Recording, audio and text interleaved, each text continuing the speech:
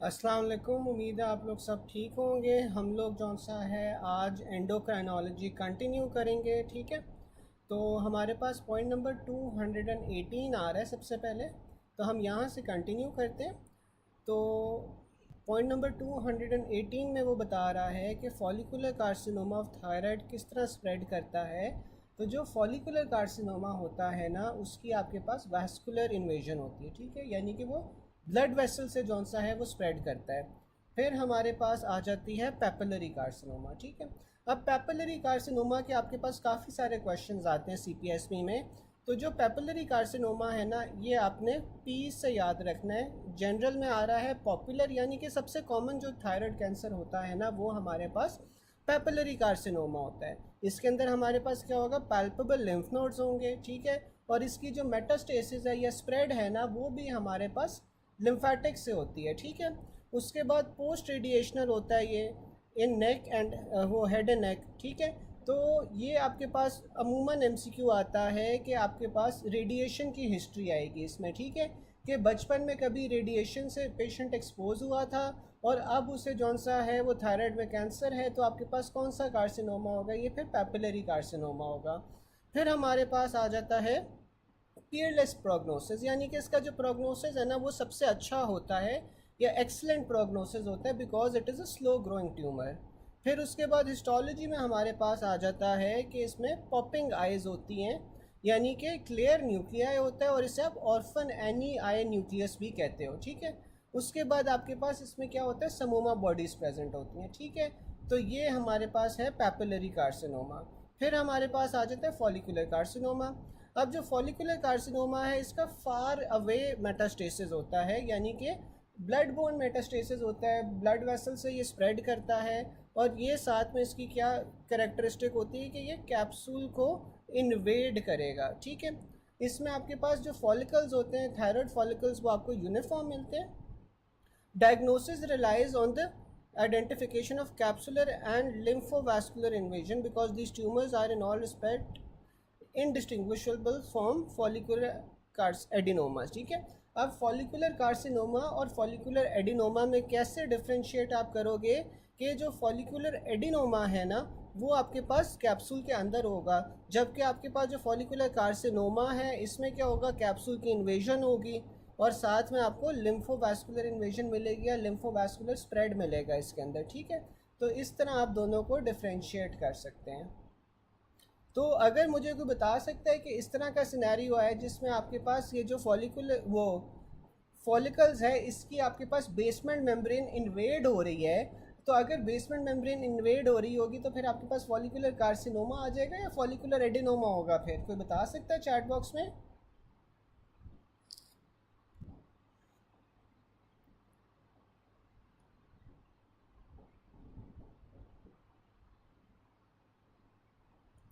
दोबारा बता दूं?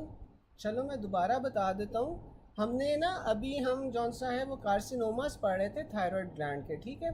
तो इसमें हमने दो कार्सिनोमास पढ़े थे। पहला हमने पढ़ा था पेपिलरी कार्सिनोमा और अभी हम फॉलिकुलर कार्सिनोमा पढ़ रहे थे।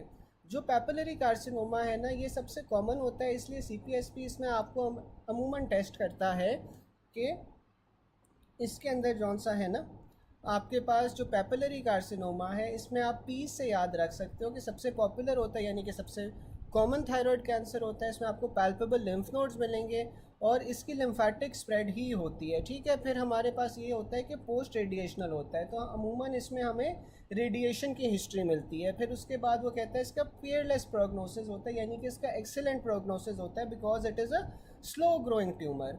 फिर इसमें आपको हिस्टोलॉजी पे पॉपिंग आइज मिलेगी, क्लियर न्यूक्लियस होता है, इसे हम ऑर्फन एनी न्यूक्लियस भी कहते हैं, और साथ में आपको समोमा बॉडीज़ मिलती हैं। अच्छा, फिर हम देखते हैं फॉलिकुलर कार्सिनोमा।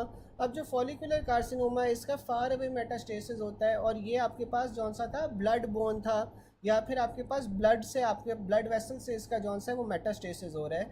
तो ब्लड बोन मेटास्टेसिस होता है, साथ में कैप्सूल को इन्वेड करता है। इसके अंदर आपके पास यूनिफॉर्म फॉलिकल्स आपको नज़र आएंगे, और डायग्नोसिस किस चीज़ पर राय करता है कि कैप्सूल या लिम्फोवैस्कुलर इन्वेजन, ठीक है। तो या तो वो कैप्सूल को इन्वेड कर रहा है या फिर लिम्फोवैस्कुलर स्प्रेड है।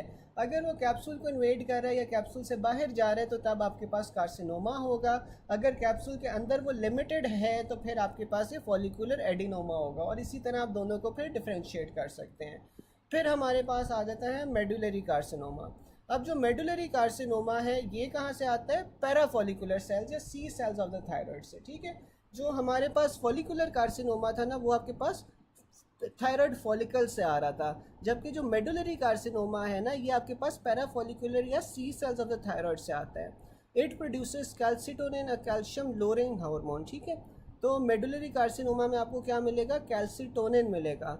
और जो कैल्सिटोनिन है that is a calcium lowering hormone, और ये एसोसिएटेड होता है with MEN two A and MEN two B, ठीक है। अच्छा, अब आप लोगों ने 2-3 दिन से आई गेस आप लोग एंडो पढ़ रहे हैं, तो अब आप में से मुझे कोई ये बता सकता है कि जो मेन टू ए होता है और मेन टू बी होता है दोनों में क्या क्या कैरेक्टरिस्टिक फाइंडिंग्स होती हैं? कोई मुझे चैट बॉक्स में बता सकता है कि मेन टू ए और मेन टू बी के अंदर हमारे पास क्या क्या फाइंडिंग्स होंगी?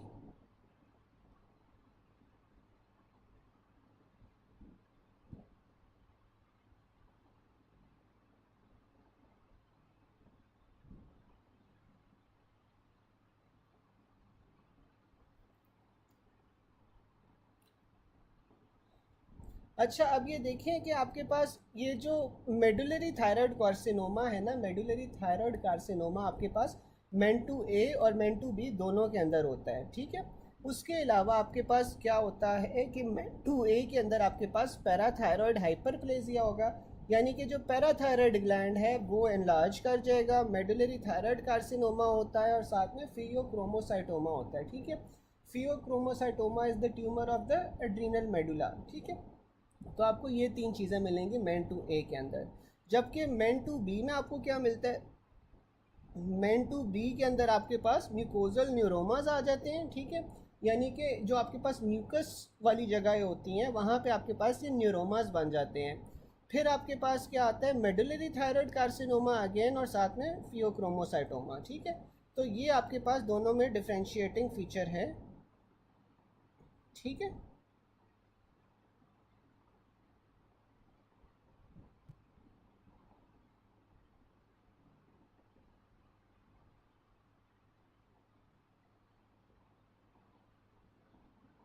तो ये आपके पास डिफ्रेंशिएटिंग फीचर होता है तीनों दोनों में, ठीक है। यहाँ तक समझ आ गई? यहाँ तक सबको समझ आ गई?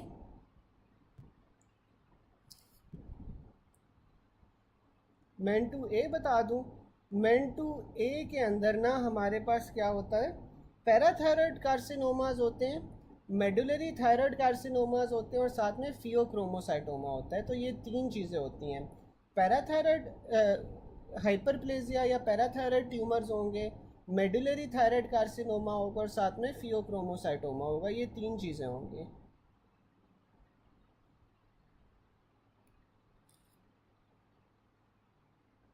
ठीक है। और ये दोनों आपके पास एसोसिएटेड होते हैं। जो मेन टू ए है और मेन टू बी है ये दोनों के दोनों आपके पास मेडुलरी कार्सिनोमास के साथ एसोसिएटेड होते हैं, ठीक है। बिल्कुल डॉक्टर अस्का सही बता रही हैं। फिर हमारे पास आ जाता है ए प्लास्टिक कार्सिनोमा। अब जो ए प्लास्टिक कार्सिनोमा है ना ये आपके पास ओल्डर पेशेंट्स में होता है और इसका वेरी पुअर प्रोग्नोसिस होता है, ठीक है। कैल्सिटोनिन प्रोड्यूसिंग कार्सिनोमा आपके पास कौन सा होता है? कैल्सिटोनिन प्रोड्यूसिंग कार्सिनोमा आपके पास मेडुलरी कार्सिनोमा होता है, ठीक है।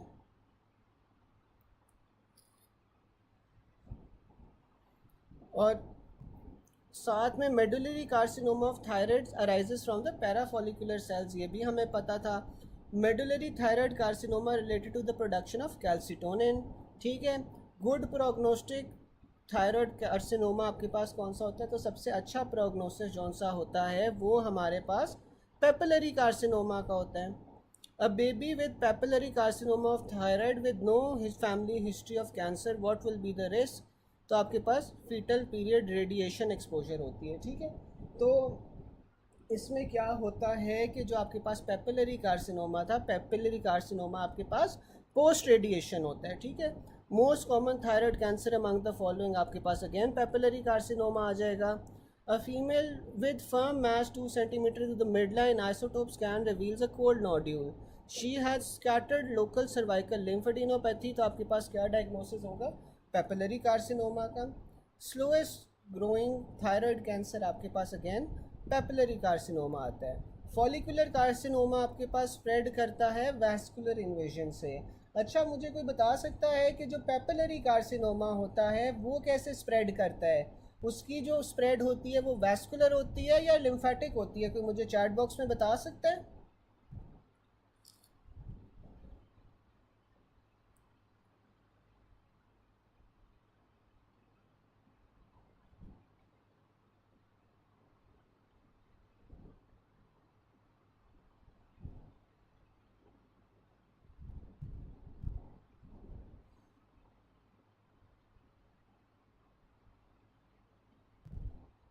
बिल्कुल, उसकी लिम्फेटिक होती है, लिम्फेटिक होती है डॉक्टर आमना। जो आपके पास फॉलिकुलर होती है ना, फॉलिकुलर कार्सिनोमा, उसकी हेमाटोजेनस होती है, ठीक है। फॉलिकुलर की हेमाटोजेनस होगी, जबकि पेपिलरी की जोन सी है ना वो लिम्फेटिक होती है। फिर आ जाता है which of the following is slow growing thyroid tumour, तो आपके पास वो पेपिलरी कार्सिनोमा आ जाता है। Thyroglobulin is synthesised by which cells, तो आपके पास, हाँ कोई बात नहीं, कोई बात नहीं। फिर हमारे पास कौन सा है ना, हम ये पढ़े थे कि जो थायोग्लोबुलिन है वो किस में, किस तरह सिंथेसाइज होती है। तो थायोग्लोबुलिन जौन सी होती है ना वो फॉलिकुलर सेल्स से सिंथेसाइज हो रही होती है, ठीक है। तो थायोग्लोबुलिन के साथ फिर आपके पास आयोडीन जाके लगती है, और आयोडीन जब जाके लगेगी तो वो T3 और T4 बना देती है, ठीक है। फिर आपके पास आ जाता है thyroid hormones are produce by follicular cells. Calcitonin is given in Paget's disease. अब ये जो पेजर्स डिजीज़ होती है ना, इसमें आप कैल्सिटोनिन एज अ ट्रीटमेंट देते हो। ये 2-3 बार CPSP में आ चुका है। रिमेंबर कि पिछले से पिछले अटैम्प्ट में भी ना ये आपके पास आया था कि पेजर्स डिजीज़ में आप क्या ट्रीटमेंट देते हो, तो ये आपने याद रखना है कि कैल्सिटोनिन जौन सा होता है ना वो आप पेजर्स डिजीज़ में देते हो। Calcitonin is release in which malignancy, तो आपके पास थायराइड की जो मेलिग्नेंसी है ना उसमें आपके पास कैल्सिटोनिन रिलीज होती है, ठीक है। और आपके पास कौन सी थायराइड की मेलिग्नेंसी में होती है, मेडुलरी कार्सिनोमा में, ठीक है। मेडुलरी कार्सिनोमा में कैल्सिटोनिन रिलीज हो रही है। अच्छा, यहाँ तक किसी को कोई सवाल?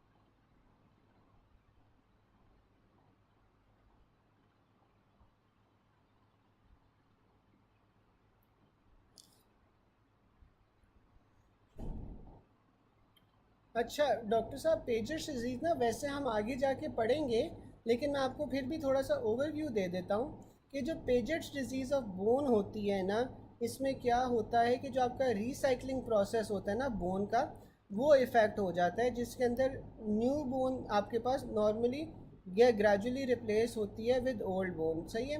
तो इससे क्या होता है कि ओवर टाइम जो आपके पास बोन है ना वो फ्रेजाइल हो जाती है, शेप उसकी जौन सी है वो ख़राब हो जाती है, ठीक है। तो पेजर्स डिजीज़ में क्या होता है कि आपके पास बोन की ना रिसाइकलिंग नहीं हो रही होती, ठीक है। यानी कि जो ओल्ड बोन है वो आपके पास नई वाली बोन से रिप्लेस नहीं हो रही होती। तो इसमें जो बोन्स है ना वो आपके पास फ्रेजाइल या मिसशेपन हो जाती हैं, तो इससे आप पेजर्स डिजीज़ ऑफ बोन कहते हो, ठीक है।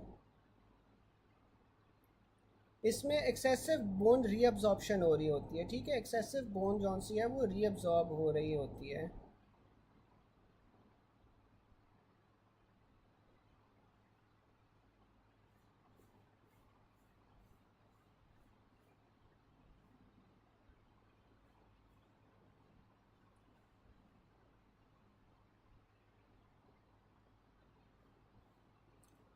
और किसी को कोई क्वेश्चन हो अभी तक?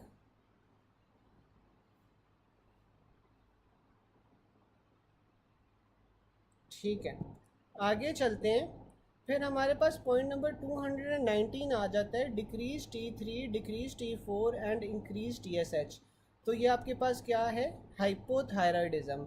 अब बेसिकली हाइपोथायराइडिज्म में क्या होता है कि थायराइड ग्लैंड की इनएबिलिटी होती है टू रिलीज T3 और T4, ठीक है।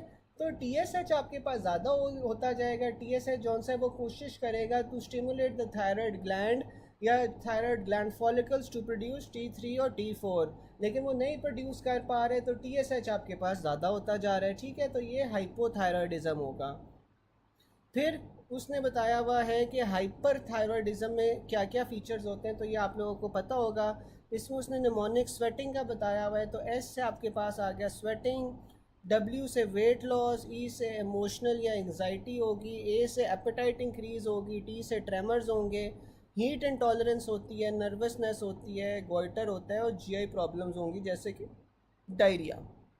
अब हाइपरथायरॉयडिज्म में क्या होता है? हाइपरथायरॉयडिज्म में आपके पास T3 T4 जौन सा होता है वो ज़्यादा हो जाता है, ठीक है।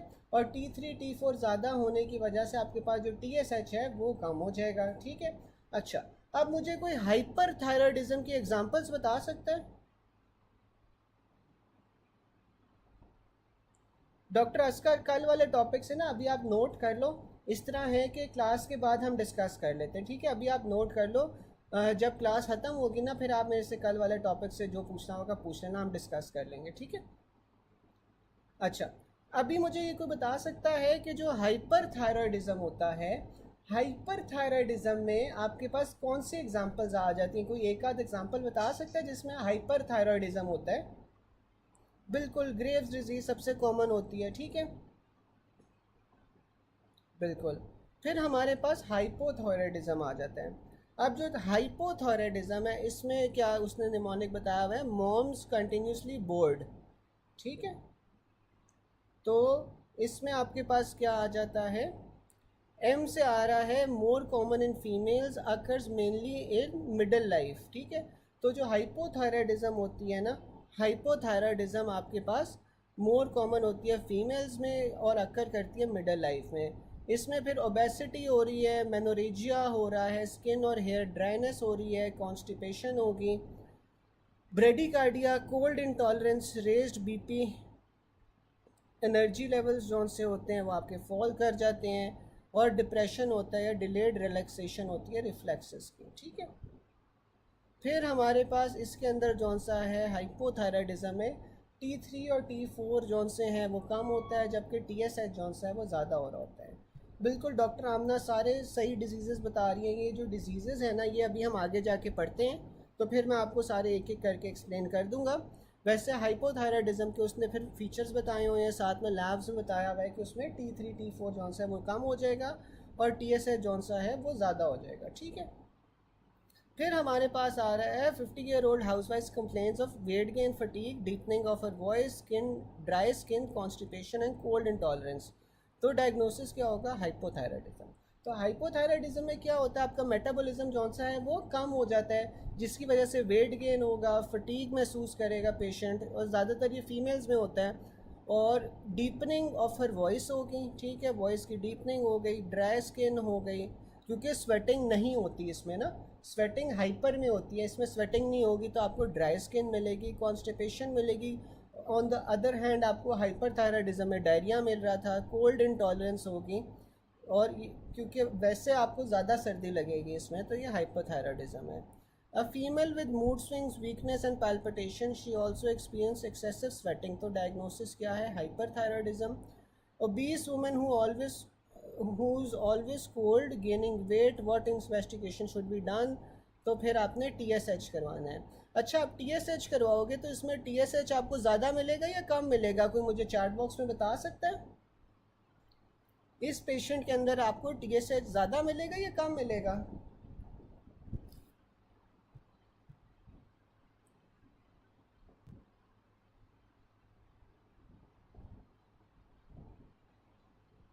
बिल्कुल इंक्रीज मिलेगा, इंक्रीज TSH मिलेगा, क्योंकि ये हाइपोथायराइडिज्म है, ठीक है।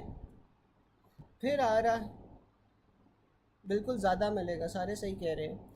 Hypothyroidism due to thyroid gland disease is associated with increase level of cholesterol.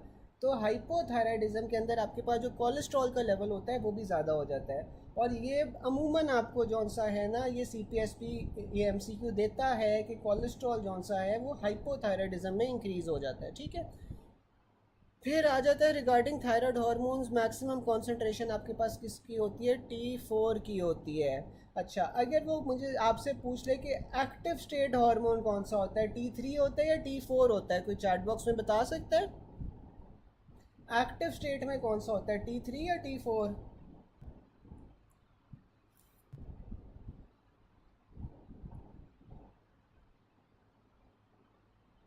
बिल्कुल T3 होता है, ठीक है। और कॉन्सेंट्रेशन का अगर वो पूछ ले तो कॉन्सेंट्रेशन आपके पास T4 की ज़्यादा होती है। A female presents with weight gain despite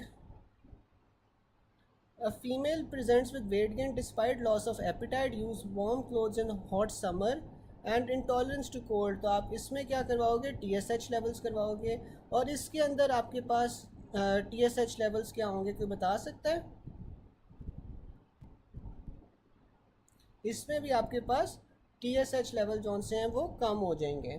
फिर आपके पास आ जाता है thyroid hormone is inactivated in the peripheral system by liver, sorry increase हो जाएंगे, मैंने कम तो नहीं कह दिया था, इंक्रीज हो जाएंगे क्योंकि ये हाइपोथायराइडिज्म है। डॉक्टर अस्का, पोटेंट आपके पास T3 होता है, पोटेंट आपके पास T3 होता है जो ज़्यादा पोटेंट होता है, ठीक है। डॉक्टर अनिला, इसमें जो TSH है ना, TSH इंक्रीज हो जाएगा क्योंकि हाइपोथायराइडिज्म है ना, तो हाइपोथायराइडिज्म के अंदर TSH इंक्रीज हो जाता है, ठीक है। फिर हमारे पास आ जाता है thyroid hormone is inactivated in the peripheral system by liver through deiodination. तो एक बार आपके पास जो थायराइड हार्मोन्स हैं यानी कि जो T3 T4 है उसने अपना काम कर लिया, तो फिर आपके पास क्या होता है कि वो थायराइड हार्मोन को इनएक्टिवेट भी तो करना है ना। अब वो थायराइड हार्मोन को इनएक्टिवेट भी करना है, तो वो थायराइड हार्मोन इनएक्टिवेट कैसे होगा, वो आपके पास लिवर में जाएगा और लिवर के अंदर जाके उसकी डीआयोडिनेशन हो जाएगी, यानी कि उसमें से आयोडीन जौन सा है वो निकाल लिया जाएगा, ठीक है।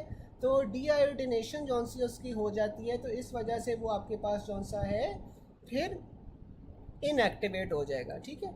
सॉरी की तो कोई बात नहीं है यार, गलत हो जाते हैं चीज़ें, अभी आप मिस्टेक्स करोगे तो आपको याद होगी चीज़ें, ठीक है। तो अभी आपने आंसर देने में या बात करने में हिचकिचाना नहीं है। आप अभी अगर आंसर्स गलत दे रहे हो, आप बेशक एक आध चीज़ भी सीख लोगे ना, तो इसी तरह एक एक चीज़ सीखते सीखते जौन सा ना इंशाल्लाह आपका पेपर फिर पास हो जाएगा, ठीक है। तो अभी जो गलतियाँ करनी है कर लो उस, लेकिन ये है कि लर्न फ्रॉम देम, और उससे ये है कि आपका इंशाल्लाह पेपर फिर पास हो जाएगा। चलें हम आगे चलते हैं। फिर हमारे पास आ रहा है कि what is the common feature in hyperthyroidism, diabetes and anorexic patient। तो ये तीनों के अंदर क्या कॉमन फीचर होता है, तीनों के अंदर आपके पास वेट लॉस हो रहा होता है, ठीक है। तो तीनों जो डिजीज़ेज़ हैं, तीनों डिजीज़ेज़ में आपके पास वेट लॉस हो रहा होगा। High affinity for of thyroid receptors is for free triiodothyronine, ठीक है। तो जो फ्री ट्राईआइडोथायोनिन होती है उसकी हाई एफिनिटी होती है फॉर थायराइड रिसेप्टर्स। आपने थायराइड स्कैन करवाया to find out nodule is cold या नॉर्मल, ठीक है। तो आप थायराइड स्कैन इसीलिए करवाते हो ना कि आपके पास आपको पता चल सके कि अगर आपके पास गोइटर हुआ है, ठीक है, तो गोइटर के अंदर आपके पास जो नोड्यूल बना हुआ है वो कोल्ड है, हाइपर एक्टिव है या नॉर्मल है, ठीक है। तो यही आपके पास थायराइड स्कैन का फंक्शन होता है कि वो ना आपको बता देता है कि ये जो आपके पास नोड्यूल्स बना हुआ है ये आपके पास हाइपर एक्टिव है, या फिर ये आपके पास डोरमेंट है या कोल्ड नोड्यूल है, या फिर आपके पास ये नॉर्मल है, ठीक है। फिर व्हाट डिक्रीजेज इन हाइपरथायरॉयडिज्म, तो हाइपरथायरॉयडिज्म में वेट आपके पास कम हो जाएगा। फिर हमारे पास आ जाता है a 46-year-old man has palpitations and sweating, his plasma thyroid stimulating hormone या प्लाज्मा TSH कॉन्सेंट्रेशन कम है and increases markedly when he is given thyrotropin releasing hormone. तो थायरोट्रोपिन रिलीजिंग हार्मोन जब आपने एक्सटर्नली दिया है तो उससे आपके पास क्या हो रहा है कि टीएसएच के लेवल्स बढ़ रहे हैं, ठीक है। Which of the following is the most likely diagnosis. चलो आप सबसे पहले तो मुझे ये बताओ ना कि इसके अंदर आपके पास डिफेक्ट कहाँ पे है। यहाँ पे आपके पास हाइपोथैलेमस में डिफेक्ट है, या इंटीरियर पिट्यूटरी में डिफेक्ट है, या थायराइड हार्मोन थायराइड ग्लैंड का डिफेक्ट है। कोई मुझे बता सकता है कि इस स्टेटमेंट के अंदर डिफेक्ट कहाँ पे है, हाइपोथैलेमस में, पिट्यूटरी में, या फिर थायराइड ग्लैंड में? कहाँ पे डिफेक्ट होगा? हाइपोथैलेमस में, बिल्कुल ठीक है, क्योंकि थायराइड रिलीजिंग हार्मोन कहाँ से आता है? हाइपोथैलेमस से। उसके बाद thyroid releasing hormone interior pituitary को स्टिमुलेट करेगा, इंटीरियर पिट्यूटरी से आपके पास आएगा टीएसएच, और टीएसएच आपके पास जाके लगेगा थायराइड ग्लैंड पे, और थायराइड ग्लैंड ने क्या प्रोड्यूस करना है? T3 T4। तो अब मसला कहाँ पे आ रहा था? थायराइड रिलीजिंग हार्मोन में, ठीक है, कि थायराइड रिलीजिंग हार्मोन आपके पास प्रोड्यूस नहीं हो रहा था हाइपोथैलेमस से। जब आपने एक्सटर्नली थायराइड रिलीजिंग हार्मोन दिया है तो उसके देने से आपके पास टीएसएच की कॉन्सेंट्रेशन बढ़ गई है। तो डिफेक्ट कहाँ पे हुआ? फिर हाइपोथैलेमस में डिफेक्ट हुआ, ठीक है। Hyperthyroidism due to abnormality in the hypothalamus.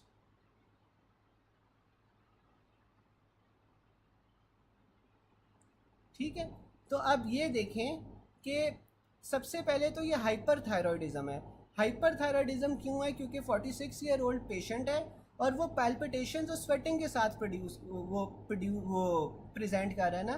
तो पैल्पिटेशंस और स्वेटिंग आपके पास किस में होगी? हाइपरथायरॉयडिज्म में होगी, ठीक है। और अब नॉर्मेलिटी कहाँ पे? आपके पास हाइपोथैलेमस में है, ठीक है। फिर आ जाता है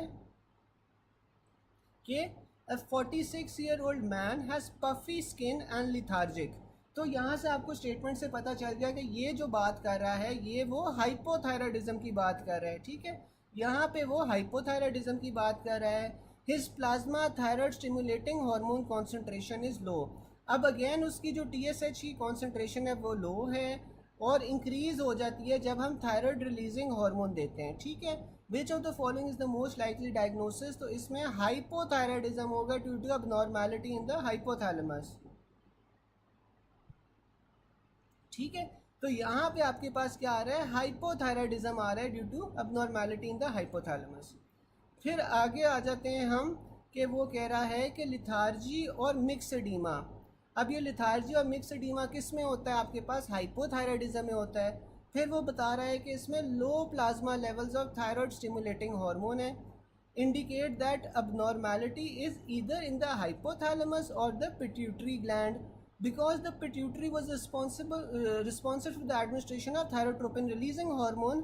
this suggests that the pituitary function is normal, लेकिन hypothalamus जो है ना वो insufficient amounts of thyroid releasing hormone stimulate कर रहा है।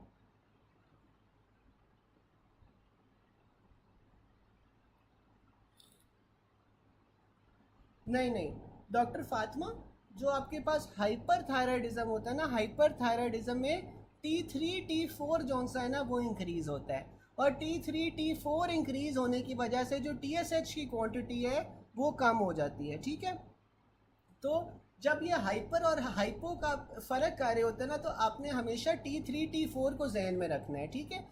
हाइपर थायरॉयडिज्म में क्या होगा? T3 T4 ज़्यादा हो जाएगा। जब T3 T4 ज़्यादा हो जाएगा तो TSH नेगेटिव फीडबैक से कम हो जाएगा, क्योंकि अगर TSH ज़्यादा होगा तो उससे तो आपके पास मज़ीद T3 T4 ज़्यादा हो जाएगा, तो बॉडी कॉम्पनसेट करने के लिए TSH को कम कर देती है, ठीक है। तो हाइपर थायरॉयडिज्म में T3 T4 ज़्यादा होगा जबकि TSH जौन सा है वो कम होगा, और हाइपोथायरॉयडिज्म में इसका उल्टा हो जाएगा कि T3 T4 लेवल्स कम होंगे जबकि TSH आपके पास थायराइड को स्टिमुलेट करने की कोशिश करेगा तो TSH बढ़ जाएगा, T3 T4 कम होगा, ठीक है। अच्छा, यहाँ तक सबको समझ आ गई? तो फिर हम आगे चलें।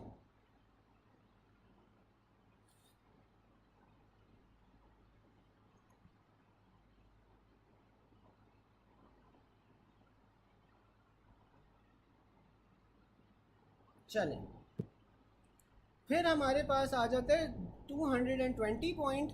इसमें वो कह रहा है first step in thyroid hormone synthesis is oxidation of free iodine, ठीक है।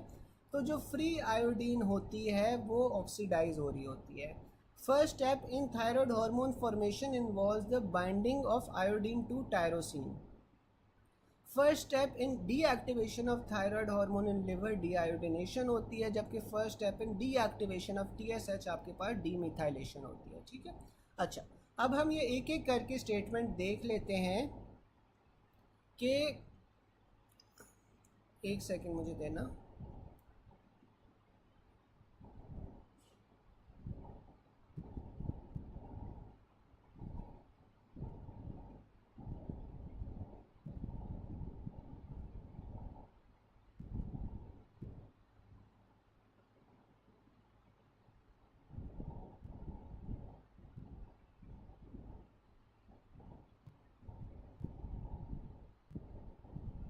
अच्छा सबसे पहले ना वो ये कह रहा है कि आपके पास आयोडीन की ना ऑक्सीडेशन हो रही होती है, जो फर्स्ट स्टेप होता है। ठीक है, अब फर्स्ट स्टेप में आयोडीन की जो ऑक्सीडेशन हो रही होती है ना, वो क्या होता है कि जो आई नेगेटिव होता है ना, वो आपके पास I2 के अंदर कन्वर्ट हो रहा होता है। ठीक है, तो इसका मतलब है कि आपके पास ऑक्सीडेशन हो रही है। ऑक्सीडेशन में क्या होता है, जो चार्ज होता है ना वो पॉजिटिव होना शुरू हो जाता है, जबकि रिडक्शन में क्या होता है कि चार्ज डिक्रीज होना शुरू हो जाता है। ठीक है, तो ऑक्सीडेशन ऑफ आयोडीन,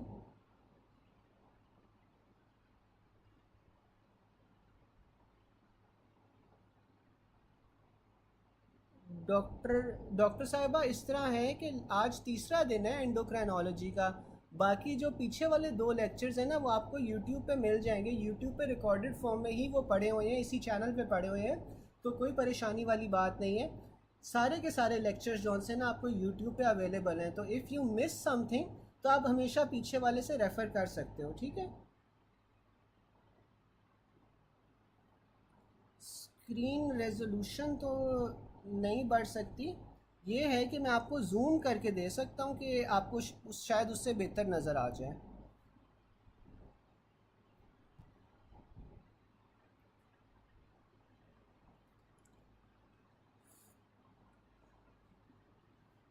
ठीक है, चलें आगे।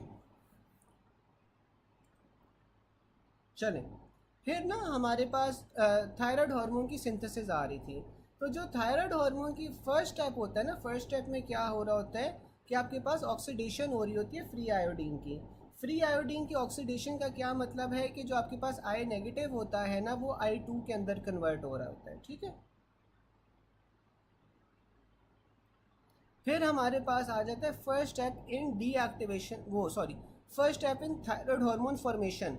तो थायराइड हार्मोन की फॉर्मेशन के अंदर जो सबसे पहला स्टेप होता है ना, यानी कि जो आपके पास थायराइड हार्मोन बन रहा है, उसमें क्या होता है कि आयोडीन जौन सा है वो टायरोसिन के साथ बाइंड करेगी। ठीक है, जब आयोडीन और टायरोसिन आपस में बाइंड करती है तो इससे आपके पास क्या बनता है, मोनो अमाइन ट्राई आयोडीन या फिर डाई अमाइन ट्राई आयोडीन। ठीक है, और ये जो आपके पास मोनो अमाइन ट्राई आयोडीन होती है और डाई अमाइन ट्राई आयोडीन होती है, ये आपस में मिल जाए तो आपके पास फिर T3 बन जाता है, जबकि आपके पास 2 डाई ट्राई आयोडीन आपस में मिल जाए तो आपके पास ये T4 बन जाता है।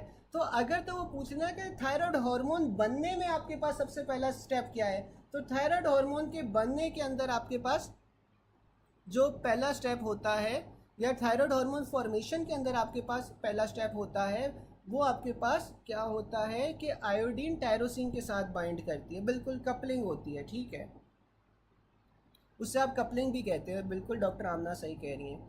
तो इसमें आपके पास क्या होता है कि इसमें आपके पास आयोडीन और टायरोसिन जब बनती है तो वो थायराइड हार्मोन की फॉर्मेशन का फर्स्ट स्टेप होता है। ठीक है, और जो आपके पास थायराइड हार्मोन सिंथेसिस है, यानी कि वो शुरू कहाँ से हो रहा है सारा प्रोसेस, तो वो शुरू आपके पास इस तरह होता है कि आपके पास ऑक्सीडेशन होती है फ्री आयोडीन की।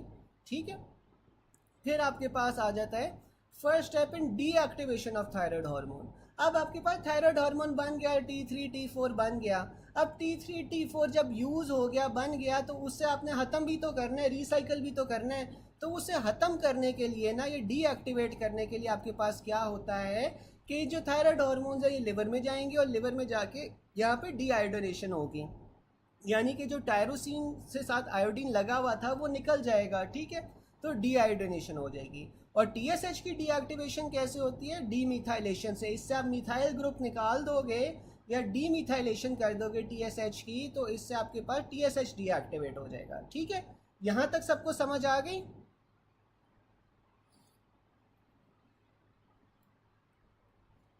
यहाँ तक सबको समझ आ गई?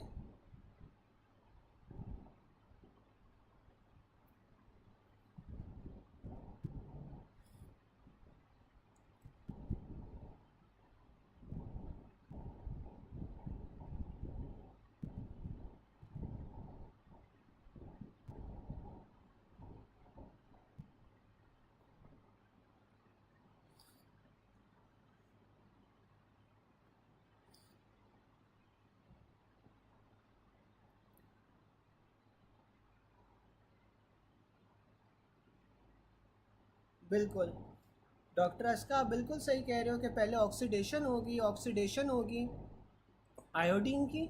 उसके बाद आयोडीन जौन सा है ना आपके पास किसके साथ लगेगी? टायरोसिन के साथ। और टायरोसिन के साथ लग के आपके पास फिर कपलिंग हो जाएगी, और कपलिंग से आपके पास फिर T3 और T4 प्रोड्यूस हो जाएगा। ठीक है,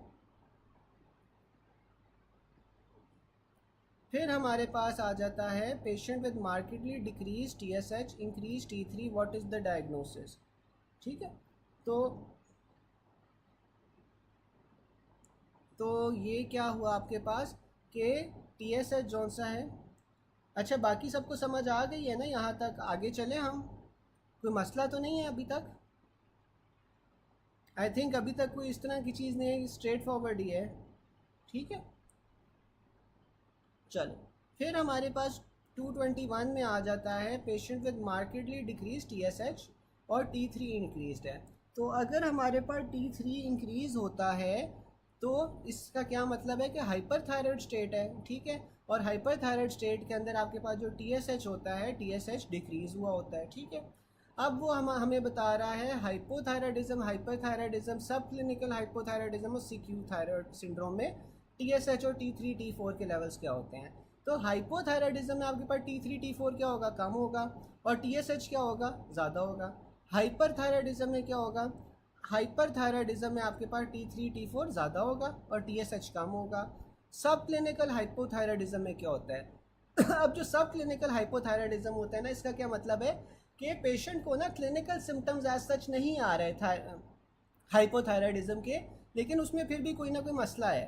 तो सब क्लिनिकल हाइपोथायरॉयडिज्म में क्या हो रहा है कि जो T3 T4 के लेवल्स हैं ना वो नॉर्मल है, जबकि जो TSH है उसकी क्वांटिटी ज़्यादा है। तो TSH ज़्यादा होने की वजह से we are labelling it as sub clinical hypothyroidism. फिर सही है जी? जी डॉक्टर अमीर, कुछ पूछना है आपने? अच्छा, फिर हमारे पास सिक यू थायराइड सिंड्रोम आ जाता है। अब ये जो सिक यू थायराइड सिंड्रोम है इसमें आपके पास TSH भी कम हो रहा है और T3 T4 भी कम हो रहा है। ठीक है, तो सिक यू थायराइड सिंड्रोम में हमारे पास TSH T3 T4 तीनों चीज़ें कम हो रही हैं। ठीक है, फिर हमारे पास आ जाता है patient on thyroxine, what should be noted. तो पेशेंट अगर थायरॉक्सिन में है के साथ है तो आपने क्या देख रहा होना है? TSH levels. अच्छा, अब मुझे कोई बता सकता है कि अगर पेशेंट थायरॉक्सिन पे है तो उसके TSH लेवल्स को क्या होगा? वो ज़्यादा होंगे या कम होंगे? अगर पेशेंट थायरॉक्सिन पे है तो आपके पास TSH लेवल ज़्यादा होंगे या कम होंगे?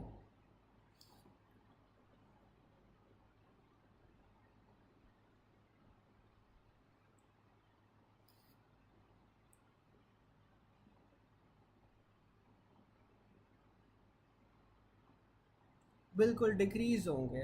डॉक्टर फातिमा सही कह रही है, डिक्रीज़ होंगे। What will be the labs in primary hypothyroidism. तो प्राइमरी हाइपोथायरॉयडिज्म में TSH ज़्यादा होगा जबकि T3 T4 कम होगा। ठीक है, फिर हमारे पास आ जाता है best single test for hyperthyroidism. तो हाइपरथायरॉयडिज्म के लिए बेस्ट सिंगल टेस्ट क्या होगा? TSH होगा। TSH के लेवल्स आपको कम मिलेंगे।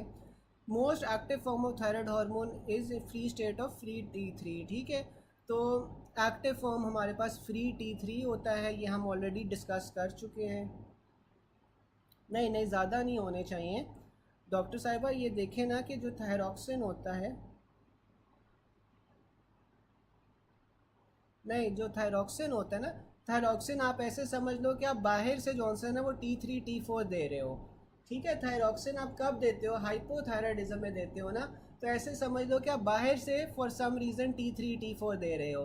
तो जब आप बाहर से T3 T4 दे रहे होगे तो आपके पास TSH के लेवल्स कम नहीं हो जाने चाहिए।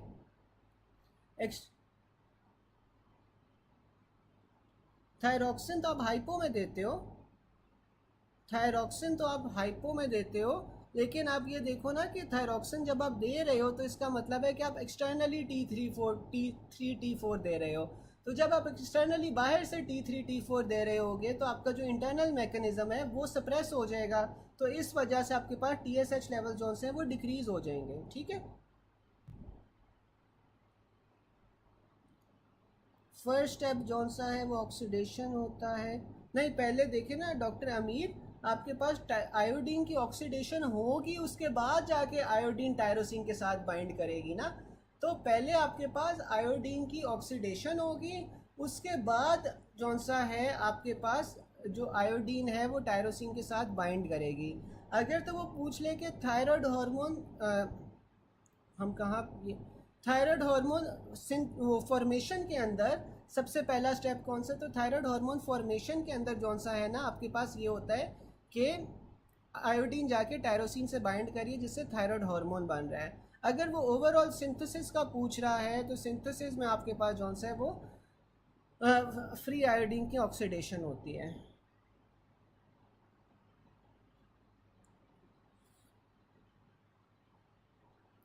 बिल्कुल, डॉक्टर आमना सही कह रही हैं कि पहले ऑक्सीडेशन होगी, ऑक्सीडेशन के बाद आपके पास ऑर्गेनिफिकेशन होगी। जब आयोडीन ऑर्गेनिफाई हो जाएगा तो फिर आपके पास कपलिंग होगी, यानी कि आपके पास जो T3 है और T4 आपके पास बनना शुरू होगा। ठीक है डॉक्टर अस्का, डॉक्टर अमीर, आप लोगों को समझ आ गया?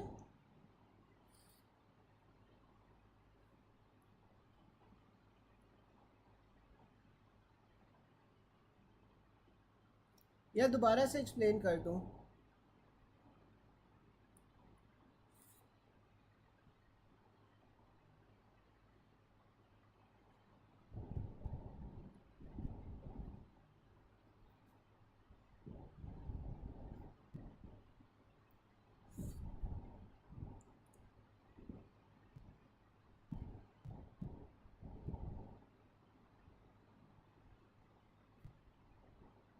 चलें, फिर हमारे पास ना आ रहा था कि active form of thyroid are in state of free form. ठीक है, तो जो फ्री T3 होता है वो एक्टिव फॉर्म होता है। Hormones which are actively involve in metabolism, तो आपके पास वो फ्री थायराइड हार्मोन या फ्री T3 होता है जो कि एक्टिवली मेटाबॉलिज्म के अंदर इन्वॉल्व होता है। Increase T3 and T4 in pregnancy due to increase thyroid binding globulin. तो जब आपके पास थायराइड बाइंडिंग ग्लोबुलिन इंक्रीज हो जाएगा तो फिर जाहिर है आपके पास फिर T4 भी और T3 भी इंक्रीज हो जाएगा। T4 in blood mostly binds with which plasma protein, तो T4 जौन सा होता है वो थायराइड बाइंडिंग ग्लोबुलिन के साथ बाइंड करता है। Which form of thyroxine is active form, तो जो अनबाउंड T3 होता है वो आपके पास, या फ्री T3 जौन सा होता है वो एक्टिव फॉर्म होती है। Which of the following rivers T3 is more than T3। अच्छा, तो आपके पास कौन सी कंडीशन होती है या कब आपके पास रिवर्स T3 जौन सा होता है वो ज़्यादा होता है देन T3, तो आपके पास फीटस में होता है। ठीक है, फीटस के अंदर जो रिवर्स T3 होता है वो अबंडेंस में होता है। Hypothyroid patient taking treatment, most appropriate test for monitoring is done by TSH। फिर हमारे पास आ जाता है raise T3 and T4 and decrease TSH occur in primary hyperthyroidism. फिर propranolol is given in anti thyroid treatment, आपके पास जो प्रोपेनालॉल होता है वो रिवर्स T3 को इंक्रीज करता है।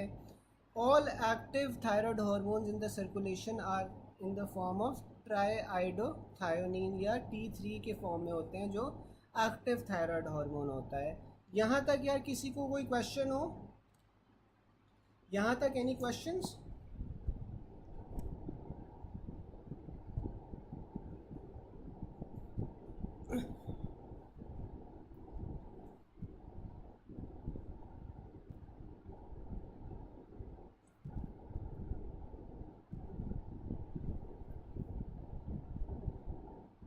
बाकी किसी को कोई क्वेश्चन हो?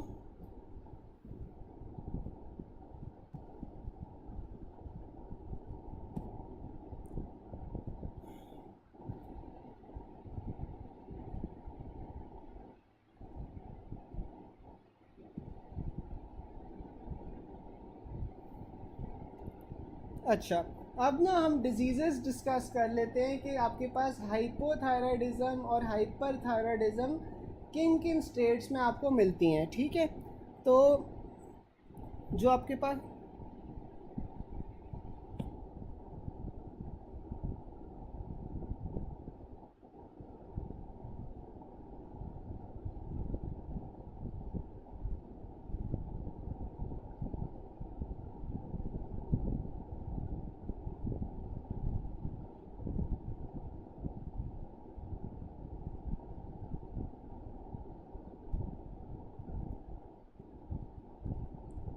अच्छा डॉक्टर साहिबा जौन सा है वो क्या पूछ रही हैं, रिवर्स T3। अच्छा, अब जो रिवर्स T3 होता है ना, ये आपके पास बेसिकली इनएक्टिव फॉर्म होता है T3 का, ठीक है। तो जो रिवर्स T3 होता है वो आपके पास T3 का इनएक्टिव फॉर्म होता है। ये आपके पास कब प्रोड्यूस होता है, जब T4 की डीआयोडिनेशन हो जाती है, ठीक है। तो जब T4 में से आप एक आयोडीन निकाल दोगे तो वो आपके पास क्या बनता है, रिवर्स T3 बनता है, ठीक है। और ये आपके पास एंजाइम होता है डी आयोडीनेज एंजाइम, ठीक है। ये जो डी आयोडीनेज एंजाइम होता है ये T4 में से एक आयोडीन निकाल देता है, जिससे आपके पास फिर रिवर्स T3 बन जाता है।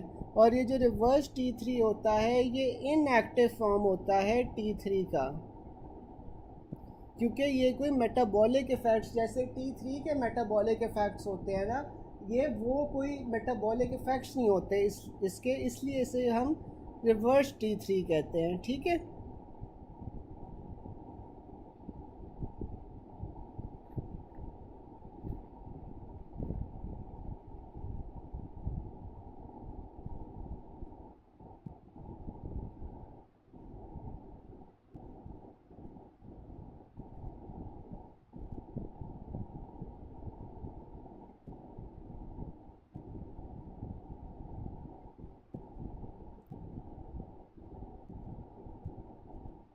बिल्कुल डॉक्टर आमना जिस तरह बता रही हैं कि T4 अल्टीमेटली T3 में कन्वर्ट हो जाती है, तो इफेक्टर ऑर्गन्स में ना जो ये रिवर्स T3 होती है ये आपके पास जौन सा है कोई मेटाबॉलिक इफ़ेक्ट्स नहीं कॉज कर रही होती, ठीक है। तो यही आपके पास रिवर्स T3 का जौन सा है ना फिनोमेना है। प्रोपेनोलॉल का भी यही काम होता है डॉक्टर बख्तावर के, जो प्रोपेनोलॉल होता है ना वो आपके पास रिवर्स T3 बनाना शुरू कर देता है। तो प्रोपेनोलॉल आप थायरोटॉक्सिकोसिस में देते हो ना, तो थायरोटॉक्सिकोसिस में प्रोपेनोलॉल का क्या फंक्शन होगा कि वो आपके पास रिवर्स T3 बनाएगा, जिससे जो आपके पास एक्टिव T3 था उसका काम कम हो जाएगा, और रिवर्स T3 तो आपके पास इनएक्टिव फॉर्म होता है ना, तो इनएक्टिव फॉर्म ऑफ T3 आपके पास ज़्यादा हो जाएगा, जिस वजह से आपके पास थायरोटॉक्सिकोसिस बेहतर हो जाएगा।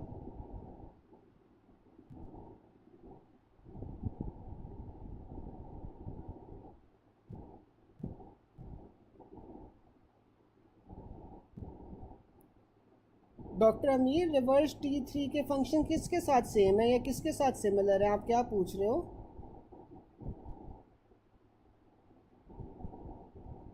Reverse T3 is basically inactivated T3, ठीक है। तो जो रिवर्स T3 है उसका कोई मेटाबॉलिक इफेक्ट नहीं होता, ठीक है। यहाँ तक समझ आ गई।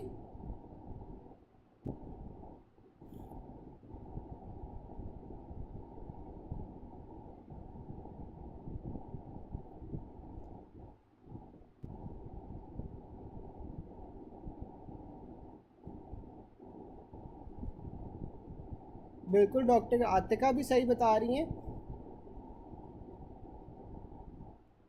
डॉक्टर आतिका भी सही बता रही हैं कि हाइपरथायराइडिज्म में क्या होता है, हार्ट बीट इंक्रीज़ हो जाती है, हार्ट बीट इंक्रीज़ हो जाएगी तो आपके पास प्रोपेनोलॉल दोगे, प्रोपेनोलॉल रिवर्स T3 बनाएगा, रिवर्स T3 जौन सा उसका कोई भी एक्शन नहीं होगा, तो आपके पास हार्ट बीट और एरिथमिया जौन सा वो कंट्रोल में रहेंगे, ठीक है। डॉक्टर पुष्पा, हम पॉइंट नंबर 222 पे हैं, उससे पिछला वाला भी हम डिस्कस कर रहे थे, 221 डिस्कस कर रहे थे, अभी हम 222 पे आ गए हैं।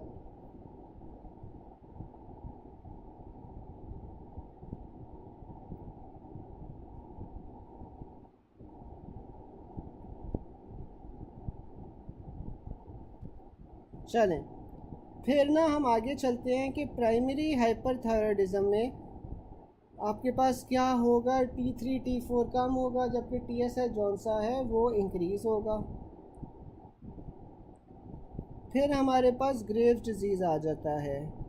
अब जो ग्रेव्स डिजीज़ है most common cause of hyperthyroidism होती है, ठीक है। तो हाइपरथायराइडिज्म की सबसे कॉमन कॉज क्या है, ग्रेव्स डिजीज़ है। ये आपके पास टाइप 2 हाइपर सेंसिटिविटी रिएक्शन होता है।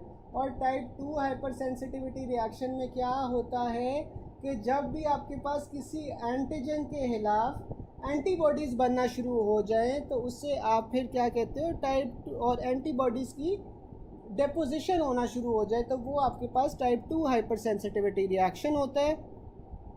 फिर आ जाता है थायराइड स्टिमुलेटिंग इम्यूनोग्लोबिन और थायराइड ग्रोथ इम्यूनोग्लोबिन, ठीक है।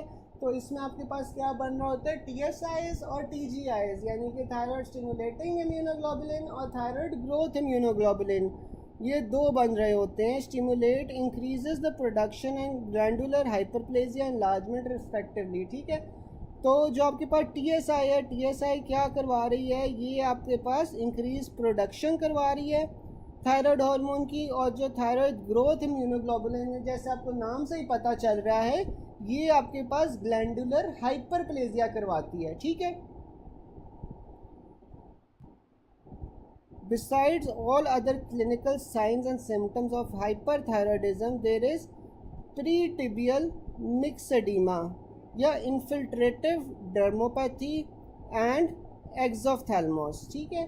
तो इसमें आपको प्रीटिबियल मिक्सेडीमा मिलेगा। प्रीटिबियल मिक्सेडीमा में क्या होता है कि जो आपकी टिबिया होती है, टिबिया वाली जगह पे आपको वो एडीमा मिलेगा और साथ में आपको क्या मिलता है, एक्सोफ्थैल्मोस मिलता है, एक्सोफ्थैल्मोस मिलेगा साथ में, ठीक है। तो ये ग्रेव्स डिजीज़ के आपके पास कुछ करेक्टरिस्टिक फीचर्स होते हैं, ठीक है। फिर आपके पास थायराइड स्टॉर्म आ जाता है। अब जो थायराइड स्टॉर्म होता है ना, that is a life threatening condition, बिल्कुल नॉन पिटिंग एडीमा मिलता है। ये भी आपके पास एक करेक्टरिस्टिक पॉइंट है।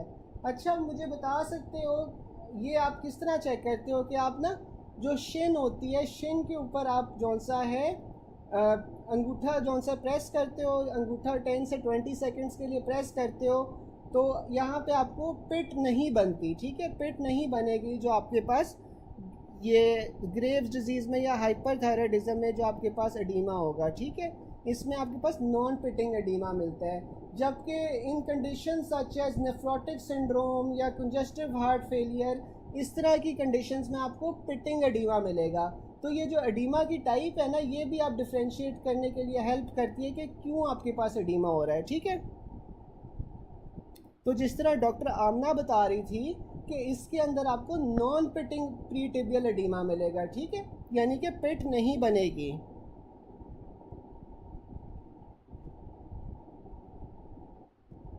फिर आपके पास आ जाता है थायराइड स्टॉर्म।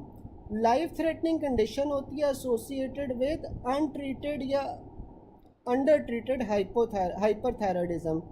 तो अगर आपने हाइपरथायराइडिज्म को फौरी तौर पर ट्रीट नहीं किया या अंडर ट्रीट कर दिया है तो it can convert into thyroid storm. और ये किस तरह प्रेजेंट करता है, टैकीकार्डिया होगा। टैकीकार्डिया में जो हार्ट रेट है वो आपके पास 140 से ज़्यादा होगा। एजिटेशन होगी, रेस्टलेसनेस होगी, फीवर, डायरिया, कोमा हो सकता है, टैकीआरिथमियाज हो सकते हैं, which are the cause of death, ठीक है। फिर आपके पास आ जाता है सब एक्यूट या डिक्विवेंस थायराइडाइटिस। सब एक्यूट या डिक्विवेंस थायराइडाइटिस इज़ अमूमन एसोसिएटेड विद सम इन्फेक्शन, ठीक है। कोई वायरल इन्फेक्शन होती है, वायरल इन्फेक्शन की वजह से थायराइड की इन्फ्लेमेशन हो जाएगी और इसमें आपके पास पेनफुल गोइटर आता है, ठीक है। तो थायराइड वाली जगह पे आपके पास दर्द होगा, साथ में गोइटर भी होगा, इनलार्ज्ड होगा थायराइड ग्लैंड, हाइपरथायराइडिज्म मिलेगी और ये अमूमन आपके पास सेल्फ लिमिटिंग होता है, ठीक है। फिर हमारे पास आ जाता है hypothyroidism. Hypothyroidism manifest as myxedema in adults और एज क्रेटिनिज्म इन चिल्ड्रन। तो जो हमारे पास हाइपोथायराइडिज्म होता है ना, हाइपोथायराइडिज्म में आपके पास क्या होता है कि मिक्सडीमा के तौर पे ये अडल्ट्स के अंदर प्रेजेंट कर रहा है, बच्चों के अंदर ये क्रेटिनिज्म के साथ प्रेजेंट कर रहा है। ठीक है, फिर हमारे पास हाशीमोटो थायराइडाइटिस आ जाता है। जो हाशीमोटो थायराइडाइटिस है उसमें क्या होगा, आपके पास हाइपोथायराइडिज्म होगी, ग्वाइटर होगा, और इसमें आपके पास एंटी टीपीओ एंटीबॉडीज़ आ जाती हैं और साथ में एंटी थायोग्लोबुलिन एंटीबॉडीज़ आ जाती हैं। ठीक है, तो जो हाशीमोटो थायराइडाइटिस है, हाशीमोटो थायराइडाइटिस में आपके पास हाइपोथायराइडिज्म होती है, ग्वाइटर होगा, और इसमें आपके पास एंटी टीपीओ एंटीबॉडीज़ और एंटी थायोग्लोबुलिन एंटीबॉडीज़ मिलेंगे। ठीक है, अच्छा आप मुझे कोई चैट बॉक्स में बता सकता है कि जो हाशीमोटो थायराइडाइटिस होता है ये कौन से टाइप का हाइपर सेंसिटिविटी रिएक्शन होता है, कि मुझे चैट बॉक्स में बता सकता है?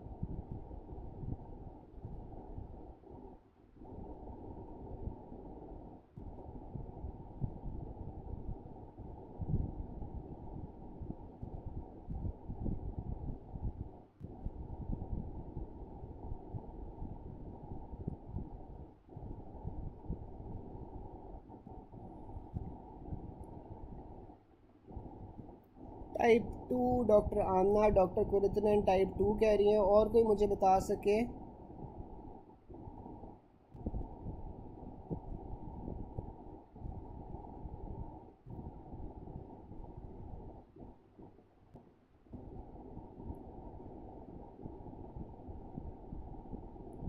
डॉक्टर आमना भी टाइप 2 कह रही हैं।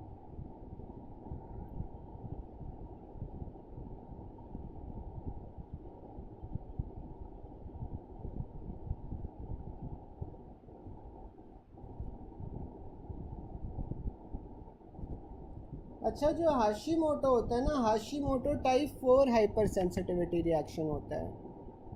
ठीक है, Hashimoto is type 4 hyper sensitivity reaction, Graves disease is type 2 hyper sensitivity reaction.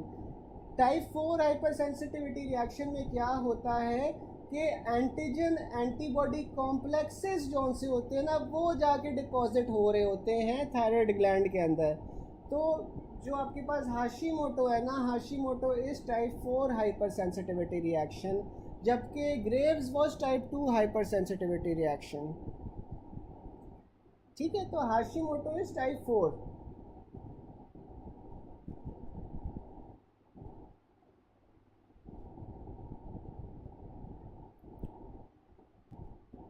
अच्छा, अब यहाँ पे हमारे पास कौन सी एंटीबॉडीज़ हैं, एंटी टीपीओ या एंटी थायरोपेरोक्सिडेज एंटीबॉडीज़ हैं और एंटी थायोग्लोबुलिन एंटीबॉडीज़ हैं। फिर आपके पास क्रेटिनिज्म आ जाता है। जो क्रेटिनिज्म होता है दैट इज़ कंजेनिटल हाइपोथायराइडिज्म। ठीक है, तो इसमें आपके पास करेक्टरिस्टिक्स पी से हो रहे हैं कि पुअर ब्रेन डेवलपमेंट होगी, क्योंकि आपको पता है कि जो थायराइड हार्मोन होता है वो बच्चों के अंदर ब्रेन डेवलपमेंट के अंदर हेल्प करता है। ठीक है, तो अगर हाइपोथायराइडिज्म होगा बच्चे में तो आपके पास पुअर ब्रेन डेवलपमेंट होगी, या फिर सिवियर मेंटल रिटार्डनेस होगी। प्रोट्रूबरेंट टंग होती है, ज़ुबान बाहर की तरफ निकली होती है, या लार्ज टंग होगी। प्रोट्रूबरेंट अब्डोमेन होगा, या पेट भी आपके पास बाहर की तरह निकला होगा। प्रोट्रूबरिंग अम्बलाइकस होता है, या अम्बलाइकल हर्निया आपको मिलेगा। साथ में पफी फेस चाइल्ड होगा। ठीक है, इसके अलावा बाकी क्या कॉजेज़ होती है हाइपोथायराइडिज्म की, गोइट्रोजेंस होते हैं। ठीक है, तो गोइट्रोजेंस आपके पास आ जाएंगे जो हाइपोथायराइडिज्म करवाएंगे। इसमें आपके पास एमियोड्रोन आ जाती है, लिथियम आ जाती है, ये सारे आपके पास गोइट्रोजेंस हैं जो थायराइड ग्लैंड को डिस्ट्रॉय कर रहे होते हैं, हाइपोथायराइडिज्म करवा रहे होते हैं। फिर हमारे पास आ जाएगा a person diagnosed with Hashimoto thyroiditis will have the following antibodies in his blood. तो हाशीमोटो थायराइडाइटिस है पेशेंट को, तो उसमें कौन सी एंटीबॉडीज़ होंगी, एंटी माइक्रोसोमल या एंटी टीपीओ और एंटी थायोग्लोबुलिन एंटीबॉडीज़ होती हैं। अच्छा, मुझे कोई बता सकता है चैट बॉक्स में कि ये तो हमारे पास हो गया हाशीमोटो में, अब कोई ग्रेव्स डिजीज़ में बता सकता है कि कौन सी एंटीबॉडीज़ होती हैं ग्रेव्स में? ग्रेव्स डिजीज़ में कौन सी एंटीबॉडीज़ होती हैं?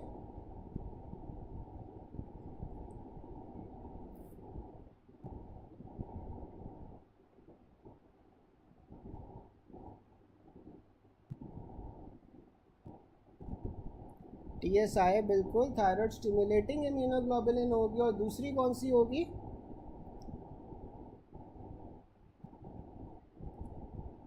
हाँ, TGI दूसरी होगी, थायराइड ग्रोथ इम्यूनोग्लोबुलिन होती है, ठीक है ना। तो ये दो एंटीबॉडीज़ होंगी जो ग्रेव्स में होंगी। फिर इन्वेस्टिगेशन ऑफ हाशीमोटो थायराइडाइटिस, तो उसमें anti thyroglobulin and anti TPO antibodies करवाएंगे। Common cause of multi nodular goiter is fluctuating level increases in TSH, ठीक है। अब ये जो आपके पास मल्टी नोडुलर गोइटर है, मल्टी नोडुलर गोइटर में क्या होता है कि जो TSH के लेवल्स है ना वो फ्लक्चुएट करते रहते हैं, ठीक है। तो कभी TSH ज़्यादा हो जाएगा ज़रूरत से, कभी कम होगा, कभी ज़्यादा होगा, कभी कम होगा। तो क्योंकि ये लेवल्स फ्लक्चुएट कर रहे हैं ना, तो ये क्या करेंगे, हर बार जब ये फ्लक्चुएट करेंगे तो ये अलग अलग थायराइड वो नोड्यूल्स बनाते जाएंगे, ठीक है। तो जब TSH के लेवल्स फ्लक्चुएट कर रहे हैं तो वो अलग अलग हिस्सों ऑफ थायराइड ग्लैंड को स्टिमुलेट करते हैं, जिससे मुख्तलिफ जगहों पे आपके पास नोड्यूल्स मिल जाते हैं। तो इसलिए आपके पास fluctuating TSH levels multi nodular goiter करवाते हैं, ठीक है। और फिर हम क्या करते हैं, इसमें आप थायराइड स्कैन अगर करवाओगे तो आपको नज़र आएगा कि मल्टीपल नोड्यूल्स है। और इसमें से ना अमूमन ये होता है कि कोई एक आध नोड्यूल होता है जो हाइपर एक्टिव होता है, तो वो आपको हॉट नोड्यूल की फॉर्म में फिर थायराइड स्कैन के ऊपर प्रेजेंट होगा, ठीक है। फिर हमारे पास आ जाता है A young woman with goiter, cold intolerance, weight gain was diagnosed as Hashimoto thyroiditis. Weight test should be done for confirmation. तो आपने एंटी माइक्रोसोमल या एंटी थायोग्लोबुलिन एंटीबॉडीज़ करवानी है। Fetal brain growth is by which of the following, तो आपके पास thyroid hormone से होता है।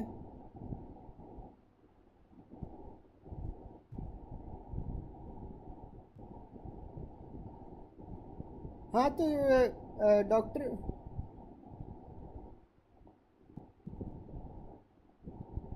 डॉक्टर आतिका इस तरह है कि जो लिथियम होता है ना, लिथियम इज़ अ गोइट्रोजन, ठीक है। तो लिथियम जौन सा होता है दैट इज़ अ गोइट्रोजन, इस वजह से आपके पास जो थायराइड ग्लैंड है ना वो डिस्ट्रॉय कर देता है, ठीक है। तो इस वजह से आपके पास वो हाइपोथायराइडिज्म होगा फिर, ठीक है। अगर इंट्रा यूट्राइन एक्सपोजर आप करोगे लिथियम का तो तब आपके पास इस वजह से हाइपोथायराइडिज्म होगा।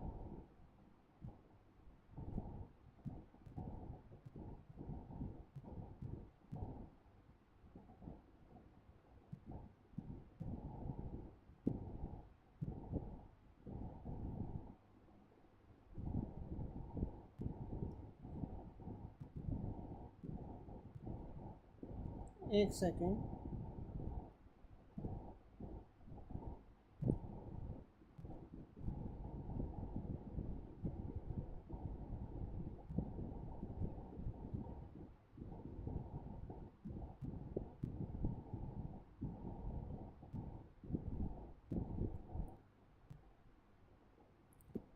आइट्रोजेनिक जो हाइपरथायराइडिज्म होता है ना, आइट्रोजेनिक का क्या मतलब होता है कि आपके पास हाइपोथायराइडिज्म है, जैसे नाम से ही पता चल रहा है कि आपके पास आइट्रोजेनिक हाइपोथायराइडिज्म क्या होगा कि वो हाइपोथायराइडिज्म जो किसी मेडिकल ट्रीटमेंट या इंटरवेंशन की वजह से होता है ना, तो उससे आप फिर आइट्रोजेनिक कहोगे, ठीक है।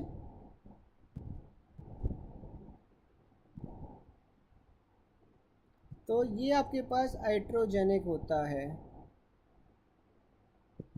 अब इसमें जैसे वो कॉजेज़ बता रहा है, तो कॉजेज़ में आपके पास ये गाइट्रोजन जो उसने दिए हुए हैं, एमियोड्रोन, लिथियम, ये आपके पास जो सा होता है ना इस वजह से होता है।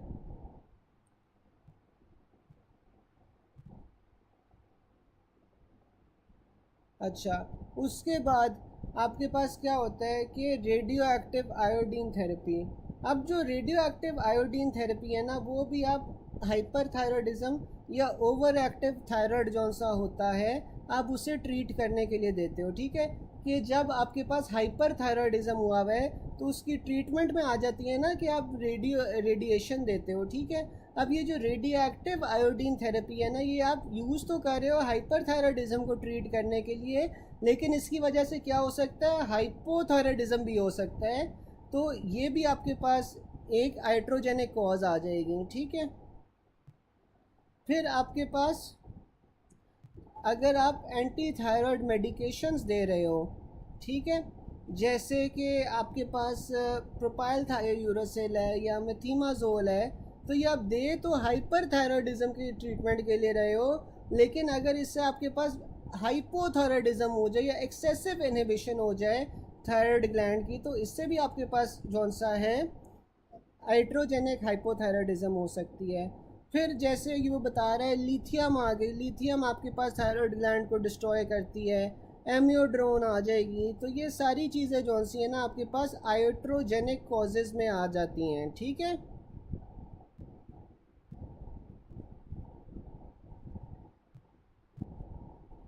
आइट्रोजेनिक समझ आ गई डॉक्टर सना? डॉक्टर सना आपको हाइड्रोजेनिक हाइपोथायराइडिज्म समझ आ गई और बाकी सबको समझ आ गई है?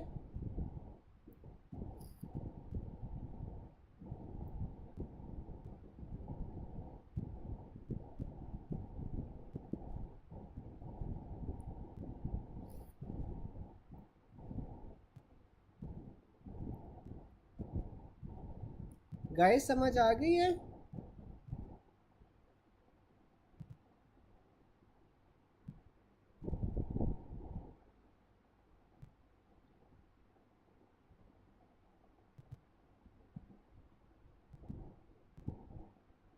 डॉक्टर सना आप पूछ रही थी, आपको समझ आ गई है या फिर से समझा दूँ? अच्छा, फिर ना डॉक्टर आमना पूछ रही थी कि हाइपर एक्टिव जो नोड्यूल होगा वो हॉट नोड्यूल होगा या कोल्ड नोड्यूल होगा।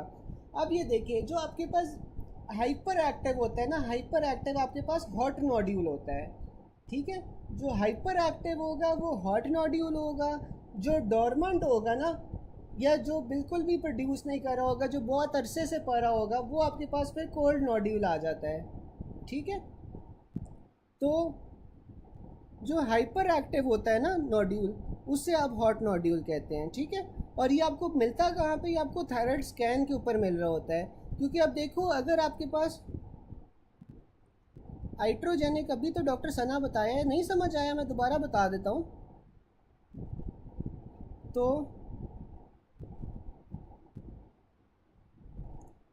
अच्छा, तो यार ये देखो कि आपके पास जो हॉट नोड्यूल्स होते हैं ना, हॉट नोड्यूल ही आपके पास हाइपर एक्टिव होता है, ठीक है। जब आप देखो मल्टी नोड्यूलर अगर गोइटर हुआ है, यानी कि क्या मतलब है कि बहुत सारे नोड्यूल्स बने हुए हैं, तो उसमें ये होता है कि अमूमन ना सारे नोड्यूल्स तो एक्टिव नहीं होते, आपके पास एक आध नोड्यूल होगा जो हाइपर एक्टिव होगा।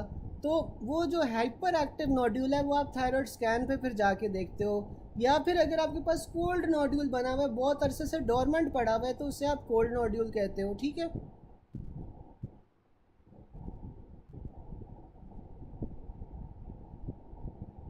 समझ आ गई?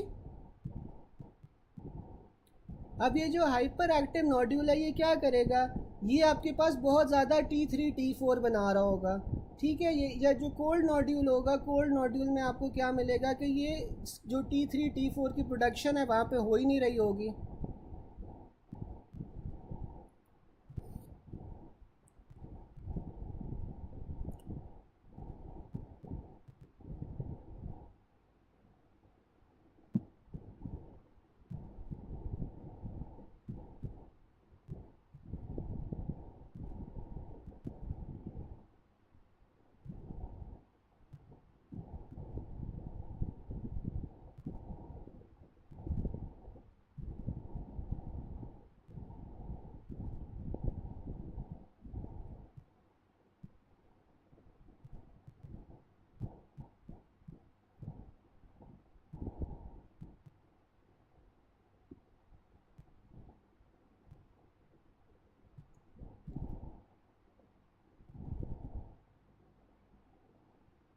अच्छा, अब ना मैं एक बार फिर से बता देता हूँ कि आपके पास यार जो हॉट नोड्यूल्स होते हैं ना वो क्या होते हैं कि जब आप रेडियो एक्टिव आयोडीन स्कैन कर रहे होते हो ना, या थायराइड स्कैन कर रहे होते हो, तो ये जो हॉट नोड्यूल्स है ना, ये आपके पास ज़्यादा रेडियो एक्टिव आयोडीन को अब्जॉर्ब कर लेते हैं दैन द सराउंडिंग थायराइड की शीट, ठीक है।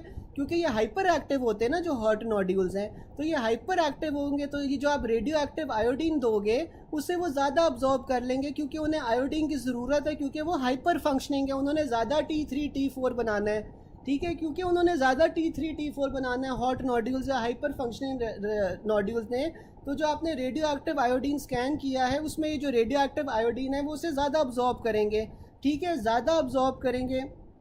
ये नॉर्मली जो सा होता है ना, ये बिनाइन होते हैं या नॉन कैंसरस होते हैं, ठीक है। और ये आपको किस में मिलते हैं, एडिनोमास में मिलते हैं या मल्टी नोडुलर गर्टर में मिलेंगे, ठीक है। उसके बाद आपके पास कोल्ड नोड्यूल्स आ जाते हैं। अब जो कोल्ड नोड्यूल्स हैं वो हाइपो फंक्शनिंग थे, तो वो आपके पास रेडियो एक्टिव आयोडीन का अपटेक नहीं करते। अब वो रेडियो एक्टिव आयोडीन का अपटेक नहीं करेंगे और साथ में वो जो कोल्ड नोड्यूल्स है ना, ये बनाइन भी हो सकते हैं और मलिग्नेंट भी हो सकते हैं, ठीक है। जो हॉट नोड्यूल्स हैं वो कैंसर नहीं अमूमन शो करते, वो यही शो करते हैं कि ओवर एक्टिव थायराइड ग्लैंड हुआ हुआ है। लेकिन जो आपके पास कोल्ड नोड्यूल्स है ना, ये या तो बेनाइन ट्यूमर या मलिग्नेंट ट्यूमर दोनों को इंडिकेट कर सकते हैं, ठीक है। अब समझ आ गई।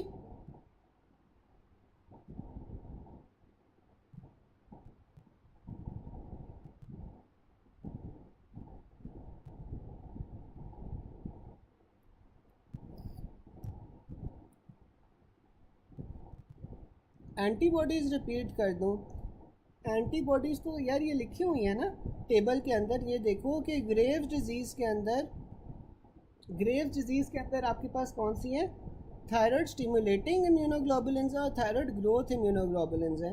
अब ये देखो दोनों के नाम से ही पता चल रहा है कि ये हाइपर थायराइडिज्म करवाएंगी, ठीक है, क्योंकि एक थायराइड को स्टिमुलेट कर रही है for the production of more T3 और मोर T4, दूसरी थायराइड ग्रोथ इम्यूनोग्लोबुलिन है, तो ये थायराइड ग्लैंड का हाइपरप्लेजिया करवा रही हैं, ठीक है। दूसरी हाशिमोटो थी, हाशिमोटो में आपके पास एंटी TPO या एंटी माइक्रोसोमल एंटीबॉडीज़ होती हैं और साथ में एंटी थायोग्लोबुलिन एंटीबॉडीज़ होती हैं, तो ये एंटीबॉडीज़ थी।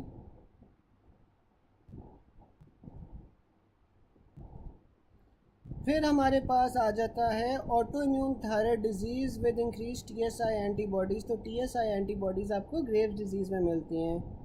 फिर ophthalmopathy develops due to deficiency of which vitamin, तो आपके पास विटामिन D की डिफिशिएंसी की वजह से ऑफ्थेल्मोपैथी होती है। Vitamin D deficiency is slightly associated with ophthalmopathy in patients with Graves hyperthyroidism.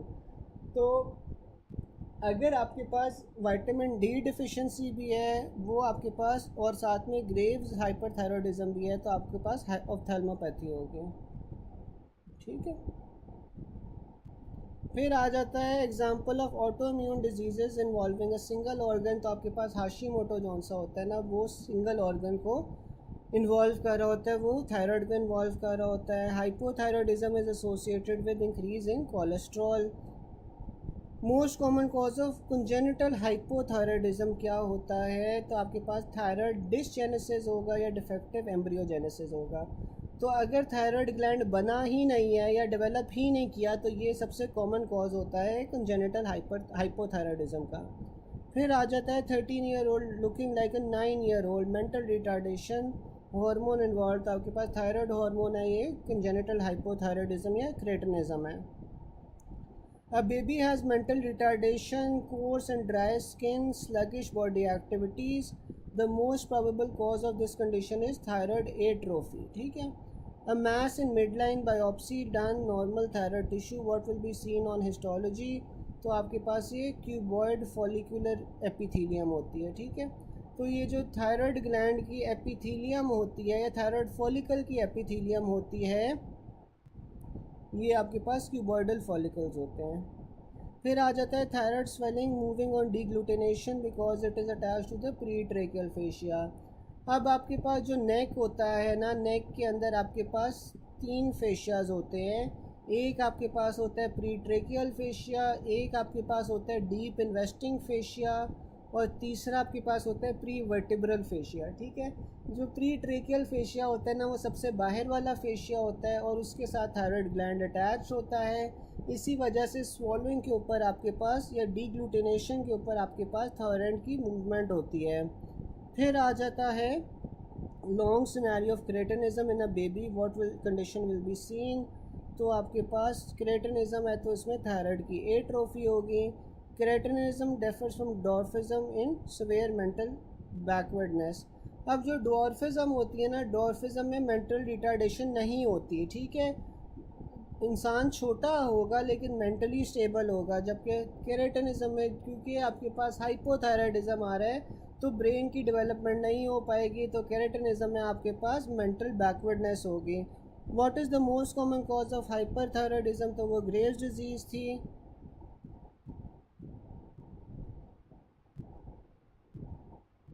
Ji ji doctor Ayesha, ये रफ़ी का जो से 13th एडिशन है पीडीएफ में।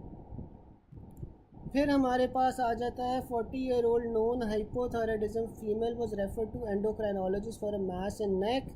FNAC shows increased lymphocytes and serology was advised. What is the probable cause? तो आपके पास हाशीमोटो thyroiditis है।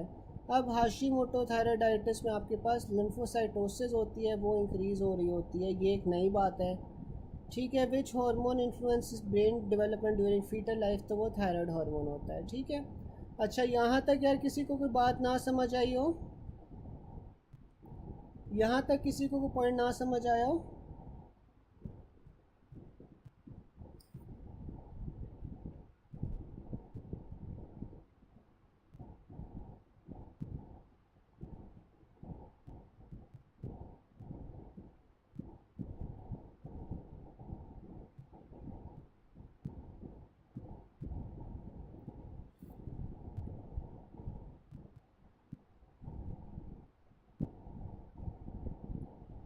फिर हमारे पास ना पॉइंट नंबर 223 आ रहा है।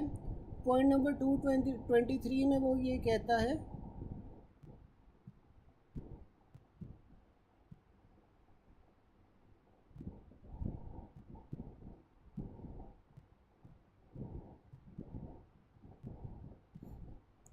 डॉक्टर अस्का क्रिएटिनिज्म का सबसे कॉमन कॉज क्या होता है? थायराइड एट्रोफी होती है ना, तो thyroid atrophy is the most common cause of cretinism. तो यहाँ पे वो कंडीशन पूछ रहा है कि कौन सी है, तो वो थायराइड एट्रोफी हुई है बच्चे को, जिसकी वजह से आपके पास क्रिएटिनिज्म हुआ हुआ है, ठीक है। तो सबसे कॉमन कॉज क्रिएटिनिज्म का थायराइड एट्रोफी तो होती है कि थायराइड बना ही नहीं है सही तरह, डिफेक्टिव एम्ब्रियोजेनेसिस है जिस तरह वो बता रहा था किसी पॉइंट में, तो थायराइड बना ही नहीं है सही तरह, तो that is the cause of cretinism, ठीक है। फिर आ रहा है, अब 5 month pregnant lady with thyrotoxicosis, drug of choice क्या होगी? मेथिमाजोल।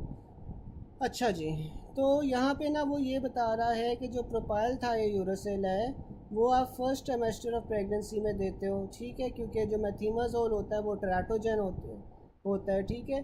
तो फर्स्ट ट्राइमेस्टर के अंदर क्या हो रहा होता है, आपके पास ना सारे ऑर्गन्स वगैरह की डेवलपमेंट हो रही होती है, तो आप कोई भी टेराटोजेनिक सब्सटेंस नहीं दे सकते फर्स्ट ट्राइमेस्टर में।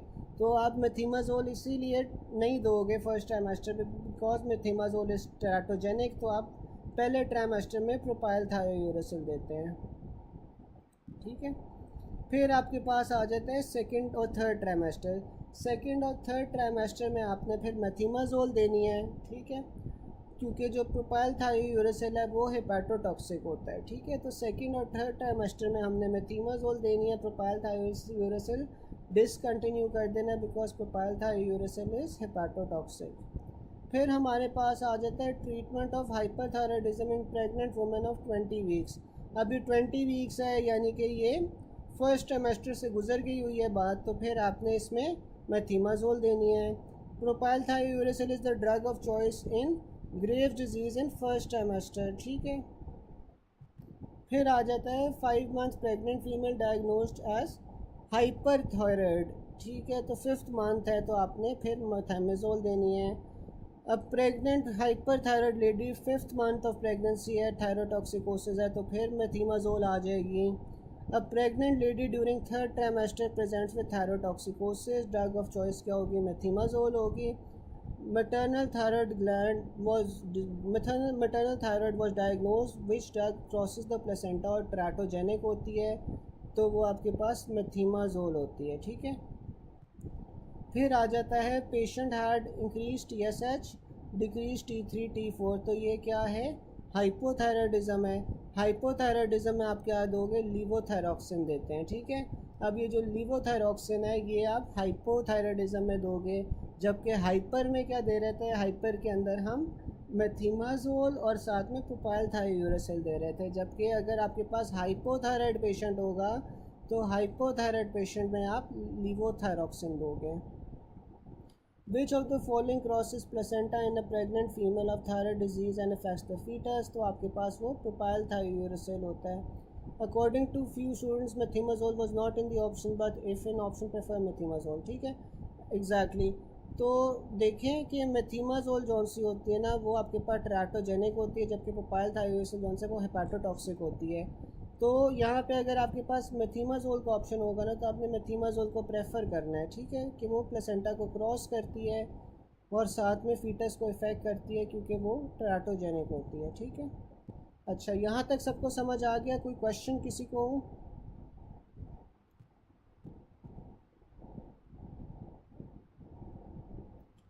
यहाँ तक सब क्लियर है?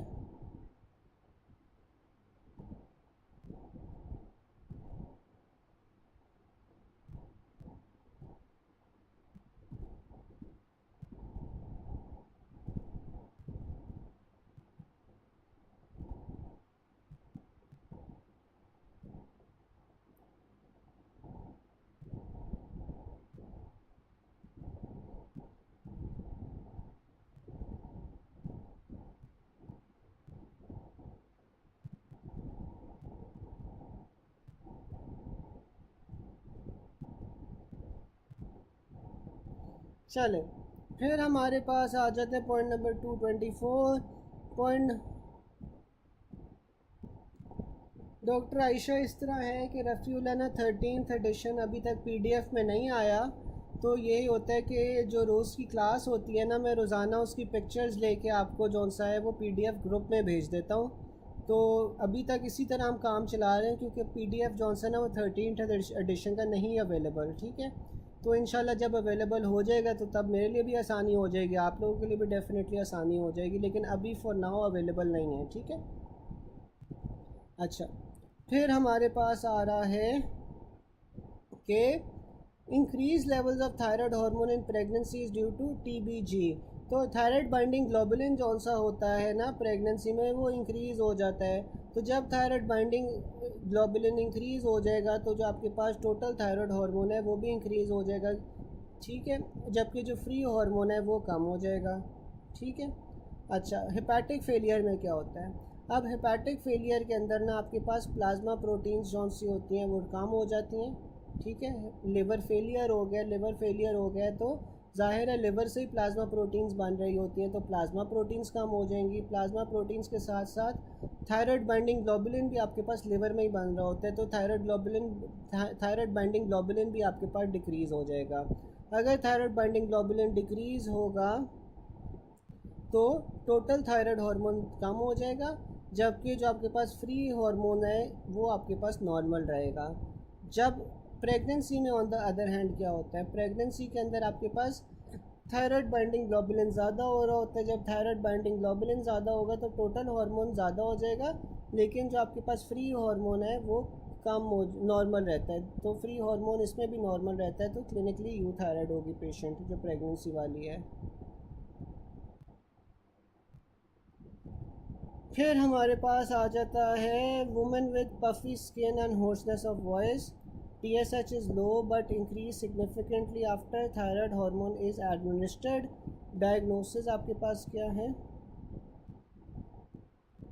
क्लिनिकली यूथायराइड का यही मतलब है ना डॉक्टर आतिका कि जो आपके पास फ्री हार्मोन्स है ना या फ्री T3 फ्री T4 है वो आपके पास नॉर्मल है, ठीक है। तो आप जो लैब में मेजर कर रहे हो तो लैब में आप फ्री T3 और फ्री T4 ही मेजर कर रहे होते हो ना, तो आपको लैब्स के अंदर जो T3 T4 है वो नॉर्मल मिलेगा, और क्योंकि वो क्लिनिकली यू थायराइड है या फ्री T3 फ्री T4 आपके पास नॉर्मल है, तो ये फ्री T3 होता है ना मेनली, जो आपके पास ये साइड इफ़ेक्ट्स करवा रहा होता है, जो या थायराइड हार्मोन के जो इफ़ेक्ट्स करवा रहा होता है वो T3 होता है।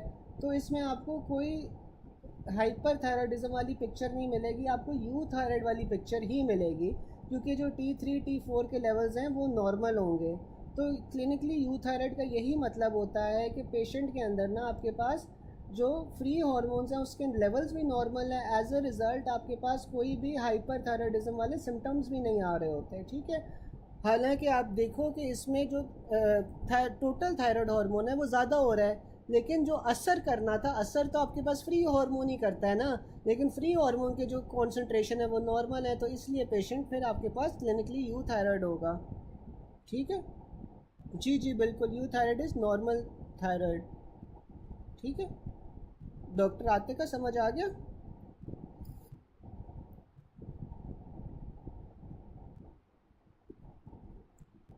फिर आ जाता है कि woman with puffy skin and hoarseness of voice, TSH is low but increases significantly after TRH is administered.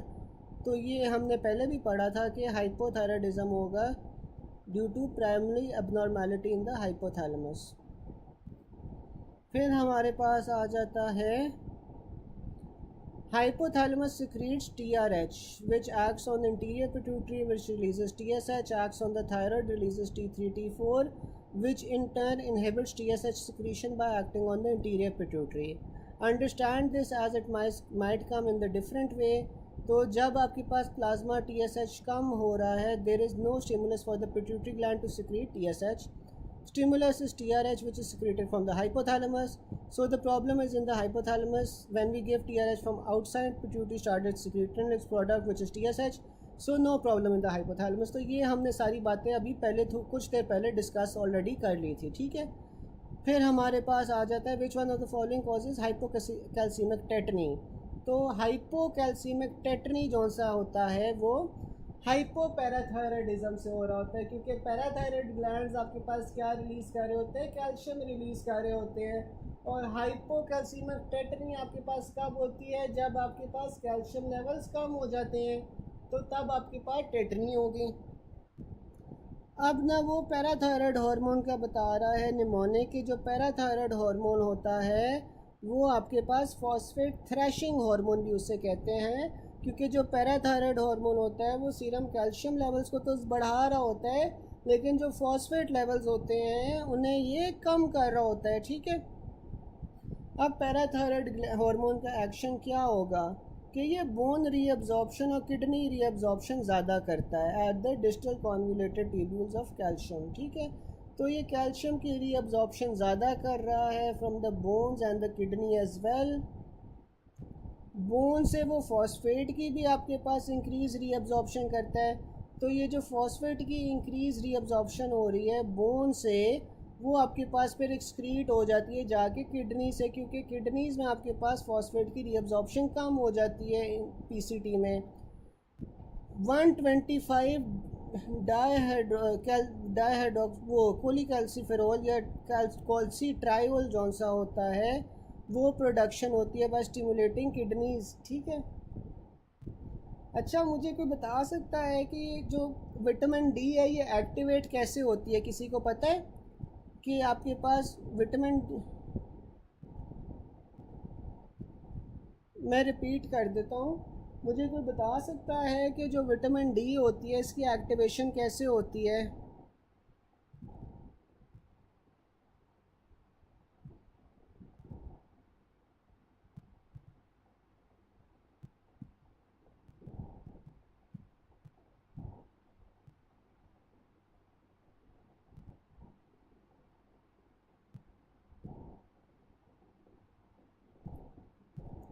अच्छा, आपकी स्किन में ना, आपकी स्किन में होता है 7D हाइड्रो कोलेस्ट्रॉल, ठीक है।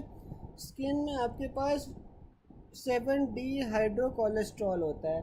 अब होता क्या है कि जब यूवी रेडिएशंस या सनलाइट आपकी स्किन के ऊपर पड़ती है तो ये 7D हाइड्रो कोलेस्ट्रॉल कन्वर्ट हो जाता है इनटू कोलीकैल्सिफेरॉल, ठीक है। और अमूमन जो आपके पास विटामिन डी की सोर्सेज होती हैं ना, जैसे आप मल्टी वाइटामिन ले रहे हो या डाइटरी सोर्सेज है विटामिन डी की, वो आपके पास ऑलरेडी कोलीकैल्सिफेरॉल की फॉर्म में ही होती हैं।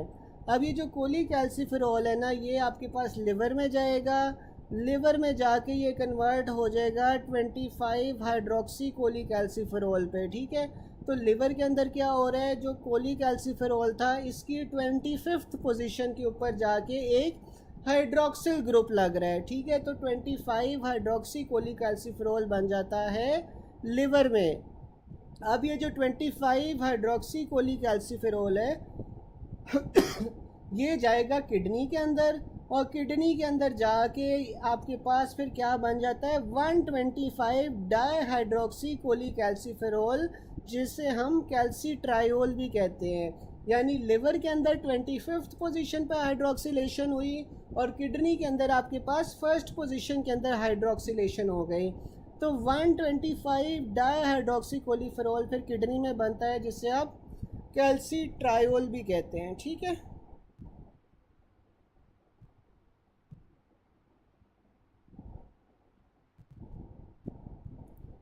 तो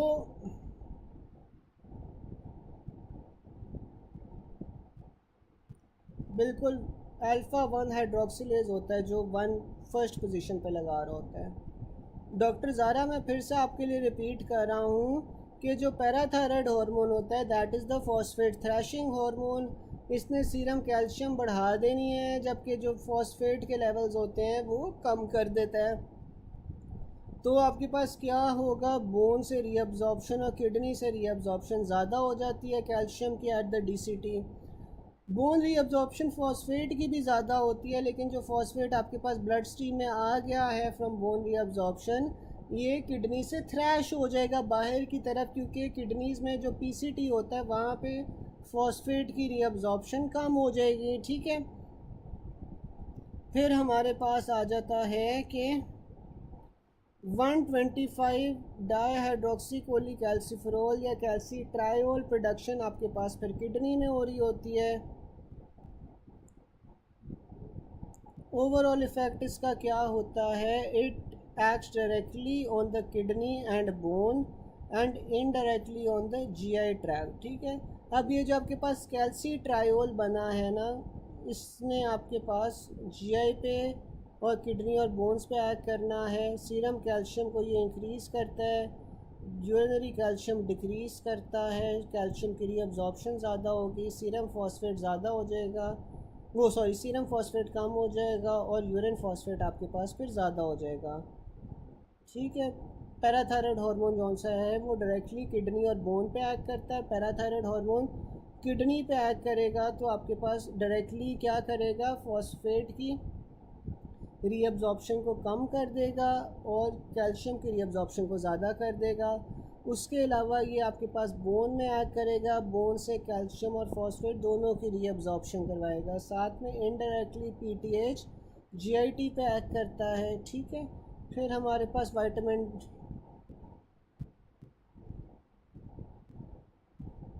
बिल्कुल पैराथायराइड का डायरेक्ट रिलेशन ये हुआ ना कैल्शियम से, क्योंकि देखो जो पैराथायराइड हार्मोन है, पैराथायराइड हार्मोन आपके पास वही तो सारा हम पढ़ रहे हैं कि बोन रीअब्जॉर्प्शन करवा रहा है। बोन रीअब्जॉर्प्शन से कैल्शियम और फॉस्फेट दोनों ब्लड में ज़्यादा हो गए, ठीक है। फिर उसने पैराथायराइड हार्मोन में किडनी पे एक्ट किया, किडनी में उसने कौन सा है कैल्शियम की रीअब्जॉर्प्शन करवा दी, जबकि फॉस्फेट उसने यूरिन में भेज दिया। तो पैराथायराइड का डायरेक्ट ही एक्शन है कि वो कैल्शियम को बढ़ा रहा है जबकि फॉस्फेट को कम कर रहा है, तो डायरेक्ट रिलेशन है। फिर आपके पास विटामिन डी आ जाता है। विटामिन डी जौन सा होता है वो कैल्शियम और फॉस्फेट दोनों को ज़्यादा कर रहा होता है, जबकि जो कैल्सीटोनिन होता है, कैल्सीटोनिन हमने पढ़ा था कि सीरम कैल्शियम को कम करता है। और कैल्सीटोनिन आपको मुझे बता सकता है कि कहाँ से प्रोड्यूस हो रहा होता है, कोई चैट बॉक्स में बता सकता है कि कैल्सीटोनिन कहाँ से प्रोड्यूस हो रहा होता है।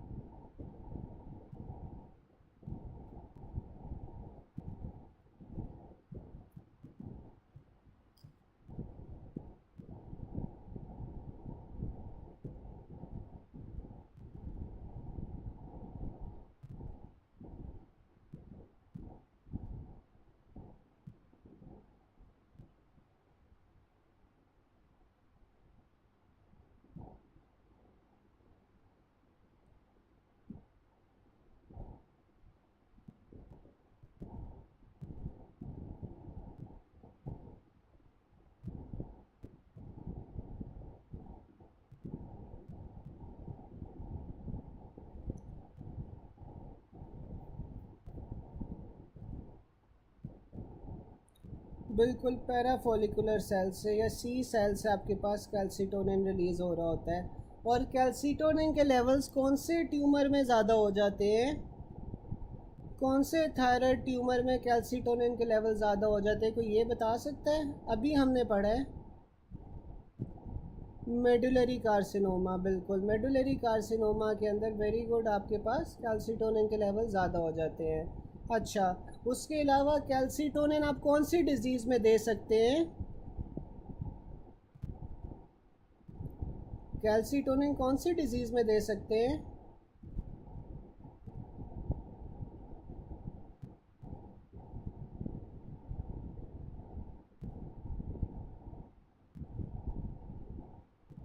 बिल्कुल, पेजेस डिजीज़ में। ये अभी हमने सारी चीज़ें पढ़ी हैं।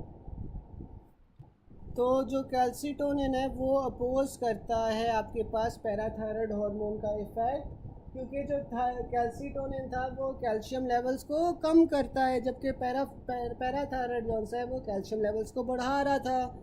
Secreted by the parafollicular cells of thyroid, और ये हाइपर कैल्सीमिक स्टेट्स में आपके पास यूज़ हो सकता है। बिल्कुल, डॉक्टर आमना भी सही बता रही है, डॉक्टर अस्का भी सही बता रही हैं। फिर हमारे पास एमसीक्यूज़ आ जाते हैं। What manages the levels of phosphate और कैल्शियम, तो वो हमारे पास पैराथायराइड होता है। Primary hyper parathyroidism is most common in post menopausal women. Indirect effect of parathyroid hormone क्या होता है कि ये आपके पास इंटेस्टाइनल कैल्शियम की अब्जॉर्प्शन करवा रहा होता है। ठीक है, तो हमने पढ़ा था कि पैराथायराइड हार्मोन के कुछ डायरेक्ट इफ़ेक्ट्स होते हैं और कुछ इनडायरेक्ट इफ़ेक्ट्स होते हैं।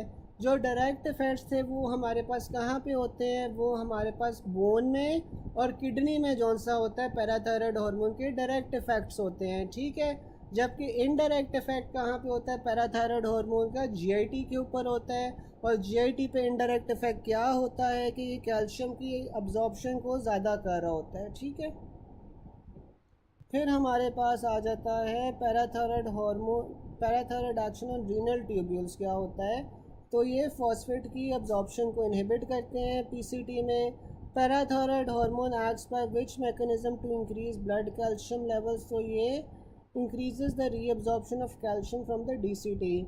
तो डीसीटी से आपके पास कैल्शियम की रीअब्जॉर्प्शन ज़्यादा हो रही है, जबकि पीसीटी से आपके पास फॉस्फेट की रीअब्जॉर्प्शन कम हो रही है। ठीक है, फिर हमारे पास आ जाता है hyper parathyroidism will lead to decrease phosphate. A woman of 45 years age presented with fracture of neck of fever, उसके कैल्शियम लेवल्स 12.1 है, तो ये हाइपर पैराथायराइडिज्म है। कैल्सिटोनिन आप पेजर्स डिजीज़ में दे सकते हो, जबकि थायरोटॉक्सिकोसिस में आप नहीं दे सकते। A young lean boy with radius fracture develops tetani on taking BP, उसका सीरम कैल्शियम 6.8 है, यूरिनरी कैल्शियम 50 है। तो ये क्या है? विटामिन डी डिफिशिएंसी है, क्योंकि यूरिन के अंदर कैल्शियम उसका लूज़ हो रहा है। The amount of calcium in the urine और calcium in the urine of someone eating a normal diet is 100 to 300 milligrams per day. A diet that low in calcium results in 50 to 150. ठीक है, तो ये देखो कि उसका जो urinary calcium है ना वो कम है। यूरिनरी कैल्शियम कम होने का क्या मतलब है कि उसकी जो डाइट है उसमें वो कम कैल्शियम ले रहा है, इसी वजह से उसका यूरिनरी कैल्शियम फिर आपके पास कम है। ठीक है, तो vitamin D helps in calcium reabsorption in the intestine. ठीक है, फिर हमारे पास आ जाता है a women underwent thyroidectomy after some days or week she came to the doctor with paresthesia and spasm. तो कॉज क्या है? आपके पास हाइपोकैल्सीमिक टेटनी है। Specific function of vitamin D क्या होता है कि कैल्शियम की रीअब्जॉर्प्शन करवाता है from the kidney. Correct sequence of vitamin D activation क्या होती है? 25 हाइड्रोक्सिलेशन लिवर पे होती है, जबकि फर्स्ट हाइड्रोक्सिलेशन किडनी में हो रही होती है। विटामिन डी रेजिस्टेंट रिकेट्स आपके पास फेंकोनी सिंड्रोम में होते हैं। A 65-year-old woman is referred to her GP following a routine blood test which showed a raised serum calcium. Over the last few months, she has become constipated and intermittent bouts of abdominal pain. She is lethargic and her mood has been very low. Clinical examination unremarkable है। Biochemical results show a corrected serum calcium of 2.95. Serum parathyroid hormone 24 है. What is the single most diagnosis? तो ये primary hyperthyroidism है. ठीक है, फिर आ जाता है supply of parathyroid is from superior inferior thyroid artery. ठीक है, तो जो पैराथायरॉयड ग्लैंड होता है वो उसकी सप्लाई, ब्लड सप्लाई कहाँ से होती है? सुपीरियर और इन्फीरियर थायरॉयड आर्टरी से. क्रॉनिक किडनी फेलियर का पेशेंट है, डायलिसिस पे, ऑटोप्सी पे आपको क्या मिलेगा? हाइपरट्रोफिक पैराथायरॉयड ग्लैंड्स मिलेंगे. Metastatic calcification in kidney is by hyper parathyroidism. ठीक है, तो मेटास्टैटिक कैल्सिफिकेशन आपके पास हाइपर पैराथायरॉयडिज्म में होती है. The location of superior parathyroid gland in relation to inferior thyroid artery or recurrent laryngeal nerve is gland is posterior to the recurrent laryngeal nerve, जबकि gland cranial होता है to the inferior thyroid artery. 10 days post thyroidectomy patient most likely to present with muscle spasm and paresthesia. cause आपके पास क्या होगी? इसमें high phosphate होगा, लो calcium होगा तो हाइपोकैल्सीमिक टेटनी होगी. Parathyroid hormone not affected by which of the following? तो आपके पास ऑस्टियोपोरोसिस के अंदर पैराथायरॉयड हार्मोन नहीं इफेक्ट होता. Levels of calcium and phosphate are mainly regulated by parathyroid hormone. Increase serum calcium, decrease phosphate, increase parathyroid hormone, increase urinary calcium. तो ये आपके पास क्या है? प्राइमरी हाइपरपैराथायरॉयडिज्म है. 125 hydroxycholecalciferol is regulated by parathyroid hormone. Increase serum calcium, increase parathyroid hormone, decrease serum phosphate, increase calcium. तो ये primary hyperparathyroidism है. 10 days after thyroidectomy had been done, patient presents with spasm. तो ये hypocalcemic tetany है. और जो parathyroid hormone होता है that is a P pro hormone. अच्छा, अब ये वाला जो पॉइंट है ना हमारे पास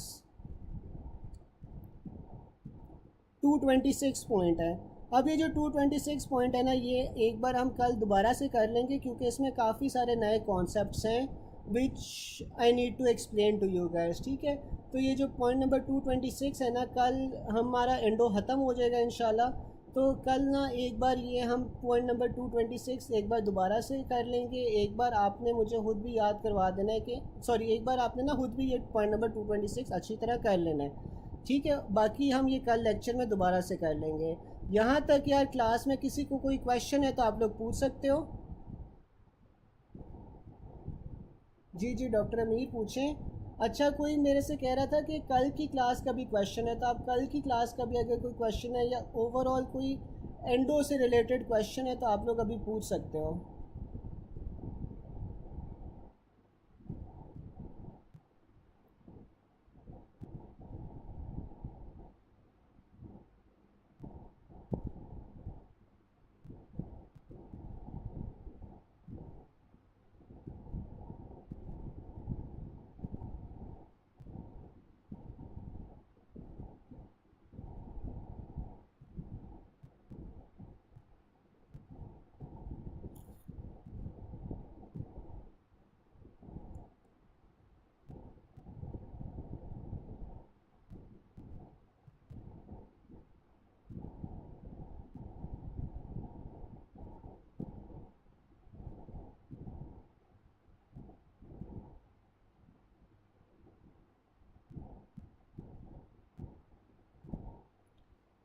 जो फर्स्ट साइन होता है ना डॉक्टर अमीन हाइपोकैल्सीमिया का, वो क्या होता है? टिंगलिंग या नंबनेस होती है around the lips, fingers and toes. ठीक है, तो जो फर्स्ट साइन होता है वो नॉर्मली आपके पास टिंगलिंग या नंबनेस महसूस होती है लिप्स पे, फिंगर्स पे, टोज़ पे.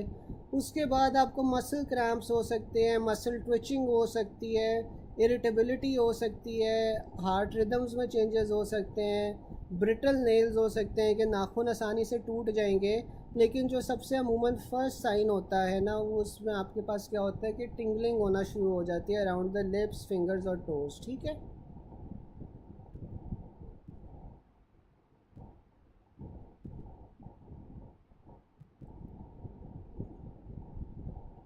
ईद तो परसों है ना, ईद तो परसों है, परसों छुट्टी होगी.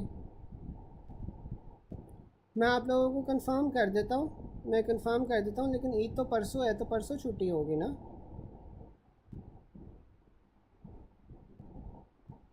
डॉक्टर अस्का इस तरह है कि सीरम और यूरिन ऑस्मोलैरिटी का क्या मतलब होता है?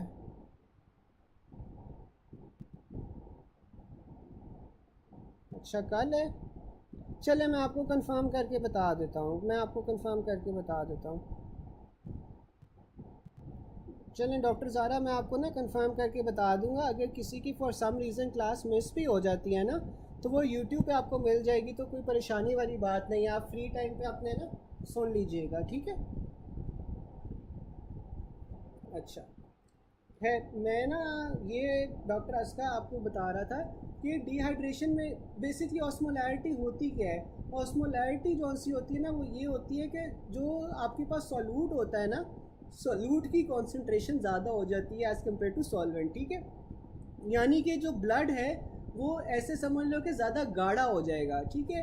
ब्लड ज़्यादा गाढ़ा हो जाएगा या ब्लड ज़्यादा कॉन्सेंट्रेटेड हो जाएगा, ठीक है। जी जी डॉक्टर अमीर। तो डॉक्टर इसका इस तरह है कि देखो, ब्लड ज़्यादा गाढ़ा हो जाएगा या ब्लड ज़्यादा कॉन्सेंट्रेटेड हो जाएगा। अब ये देखिए, आप पूछ रही हैं कि डिहाइड्रेशन में क्या होता है। तो डिहाइड्रेशन में आप देखो कि आपने पानी नहीं पिया, सही है, पानी आप नहीं पी रहे, तो उससे एक तो ये है कि आपका ब्लड भी ज़्यादा कॉन्सेंट्रेटेड हो जाएगा और यूरिन भी ज़्यादा कॉन्सेंट्रेटेड हो जाएगा। एज अ रिज़ल्ट आपके पास ब्लड की भी ऑस्मोलैरिटी बढ़ जाएगी और यूरिन की भी ऑस्मोलैरिटी बढ़ जाएगी। तो इसीलिए आपके पास डिहाइड्रेशन के अंदर सीरम और यूरिन ऑस्मोलैरिटी दोनों ज़्यादा होती हैं, ठीक है। डॉक्टर इसका समझ आ गई?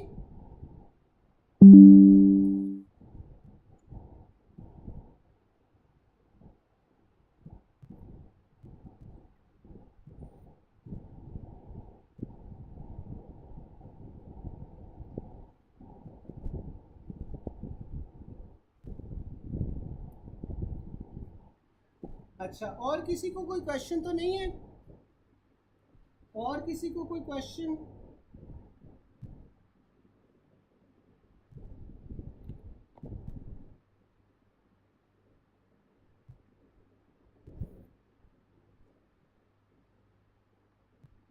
जी जी डॉक्टर अमीर।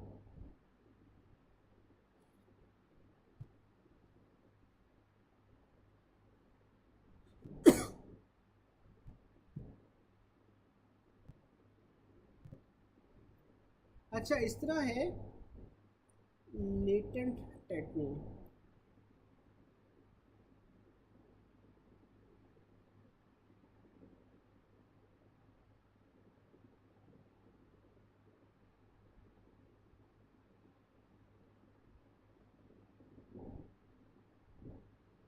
अच्छा, अब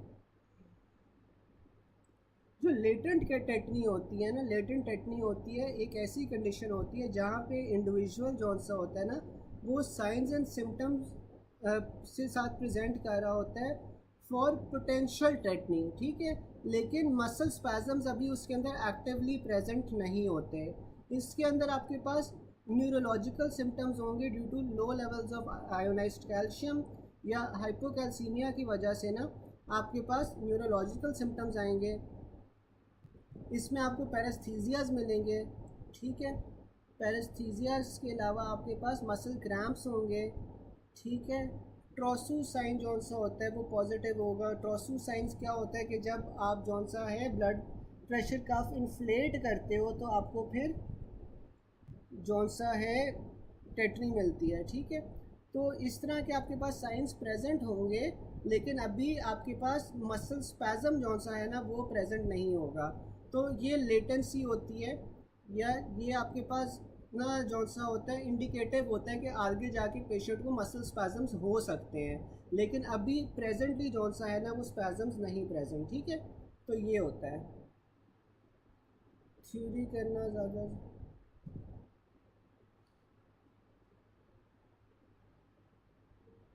डॉक्टर अमीर इस तरह है कि देखो, आपके पास जो पेपर आता है ना, पेपर आपके पास रफ़ीउल्ला, एसके और डबल ए से आता है। ये तीन किताबों से ही पेपर आता है। जो आप थ्योरी करते हो ना, थ्योरी आप इसीलिए करते हो कि आपके पास ये रफ़ीउल्ला, डबल ए और एसके की आपकी अंडरस्टैंडिंग बेहतर हो सके। तो हाँ, आपने थ्योरी ज़रूर जितना हो सके आपने करनी है, लेकिन रफ़ीउल्ला, डबल ए और एस के किसी सूरत में मिस नहीं करनी। ये तीन किताबें जौन सी है ना, ये सबसे ज़रूरी हैं, ठीक है। तो हाँ, थ्योरी पे भी आप फोकस रखो in order to understand these books, लेकिन ये 3 किताबें तो आपने हर हालत में करनी ही करनी है, ठीक है। तो रफ़ीउल्लाह डेफिनेटली थ्योरी से ज़्यादा ज़रूरी है, ठीक है, क्योंकि रफ़ीउल्लाह में ये जो पॉइंट्स दिए हुए हैं ना, ये एज इट इज़ एमसीक्यूज़ आते हैं। आप थ्योरी इसीलिए करते हो ताकि आप रफ़ीउल्लाह समझ सको। तो अगर किसी को रफ़ीउल्लाह थ्योरी के बगैर ही समझ आती है तो फिर वो बेशक ना थ्योरी करे, लेकिन थ्योरी आप थोड़ा बहुत समझ लो ताकि आपको रफ़ीउल्लाह ही बेहतर समझ आ सके, ठीक है। तो पेपर जौन सा है वो रफ़ीउल्लाह डबल ए और एस के सीरीज़ में से ही आता है। अब ये आप पे डिपेंड करता है कि आपने कितनी अच्छी तरह की हुई है। अब हर बंदा जौन सा है वो ये 3 किताबें लाजमी करके ही जाता है, ठीक है, लेकिन उसके बावजूद कई लोग पास होते हैं, कई लोग फेल होते हैं। वो इसी चीज़ पे डिपेंड करता है कि आपकी ये रफ़ीउल्लाह डबल ए और एस की अंडरस्टैंडिंग कितनी बेहतर है और आपको कितना याद है और आपने कितना रिवाइज़ किया हुआ है। तो ये किताबें आपने 3 ही करनी है, लेकिन ये डिपेंड करता है कि आपने कितनी अच्छी तरह ये किताबें की हुई हैं, ठीक है।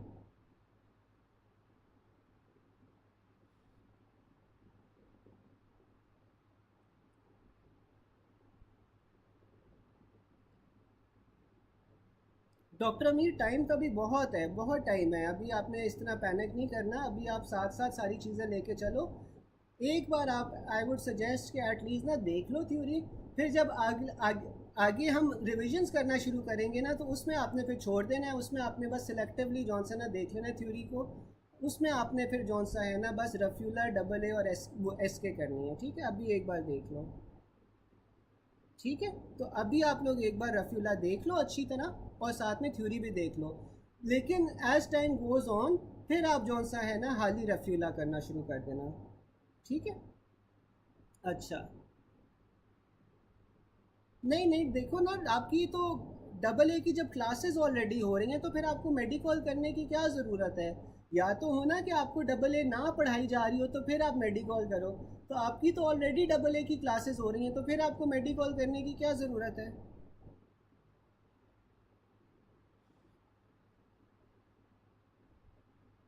अच्छा,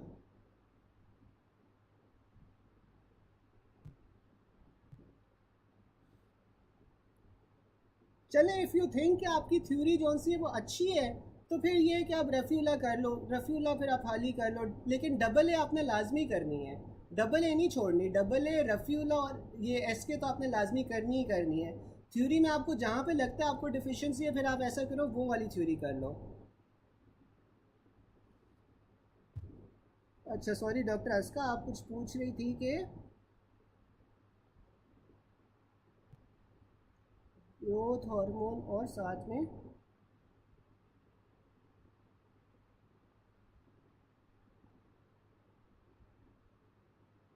आप मेरे से पूछ रही हो कि ग्रोथ हार्मोन और लाइपोप्रोटीन लाइपेज का कोई एक्शन होता है, यही है ना कि आप पूछ रहे हो कि ग्रोथ हार्मोन और लाइपोप्रोटीन लाइपेज का कोई इंटरेक्शन आपस में होता है या नहीं।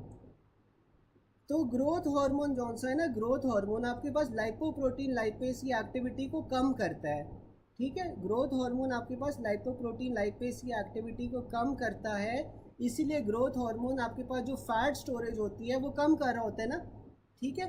तो ग्रोथ हार्मोन जौन सा होता है वो फैट स्टोरेज को क्योंकि कम कर रहा होता है, इसीलिए वो लाइपोप्रोटीन लाइपेज को भी रिजल्टिंगली वो कम कर रहा होता है। ग्रोथ हार्मोन का क्या फंक्शन होता है कि वो प्रोटीन्स को ज़्यादा करता है जबकि फैट की स्टोरेज को वो कम करता है। लीन बॉडी मैस हमने पढ़ा था कि वो ग्रोथ हार्मोन ज़्यादा कर रहा होता है, ठीक है। तो ग्रोथ हार्मोन जौन सा होता है वो लाइपोप्रोटीन लाइपेज को कम कर रहा होता है फिर, ठीक है। समझ आ गई।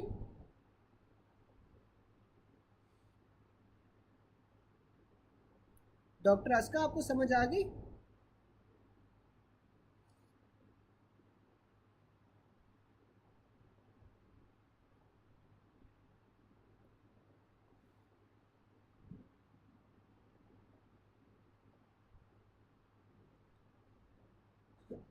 ठीक है ना, और किसी को कोई क्वेश्चन तो नहीं है।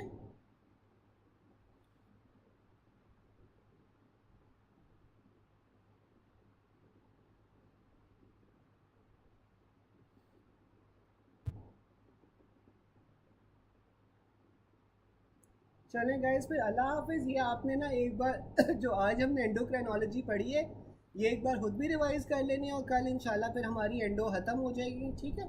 और जिन लोगों की कल ईद है सबसे पहले तो ईद मुबारक, और उसके बाद यार ये है कि आपका अगर कोई लेक्चर मिस भी हो जाता है तो वो आपको रिकॉर्डेड फॉर्म में मिल जाएगा, तो उस बात पे आपने परेशान नहीं होना फिर। ठीक है, अल्लाह हाफिज़।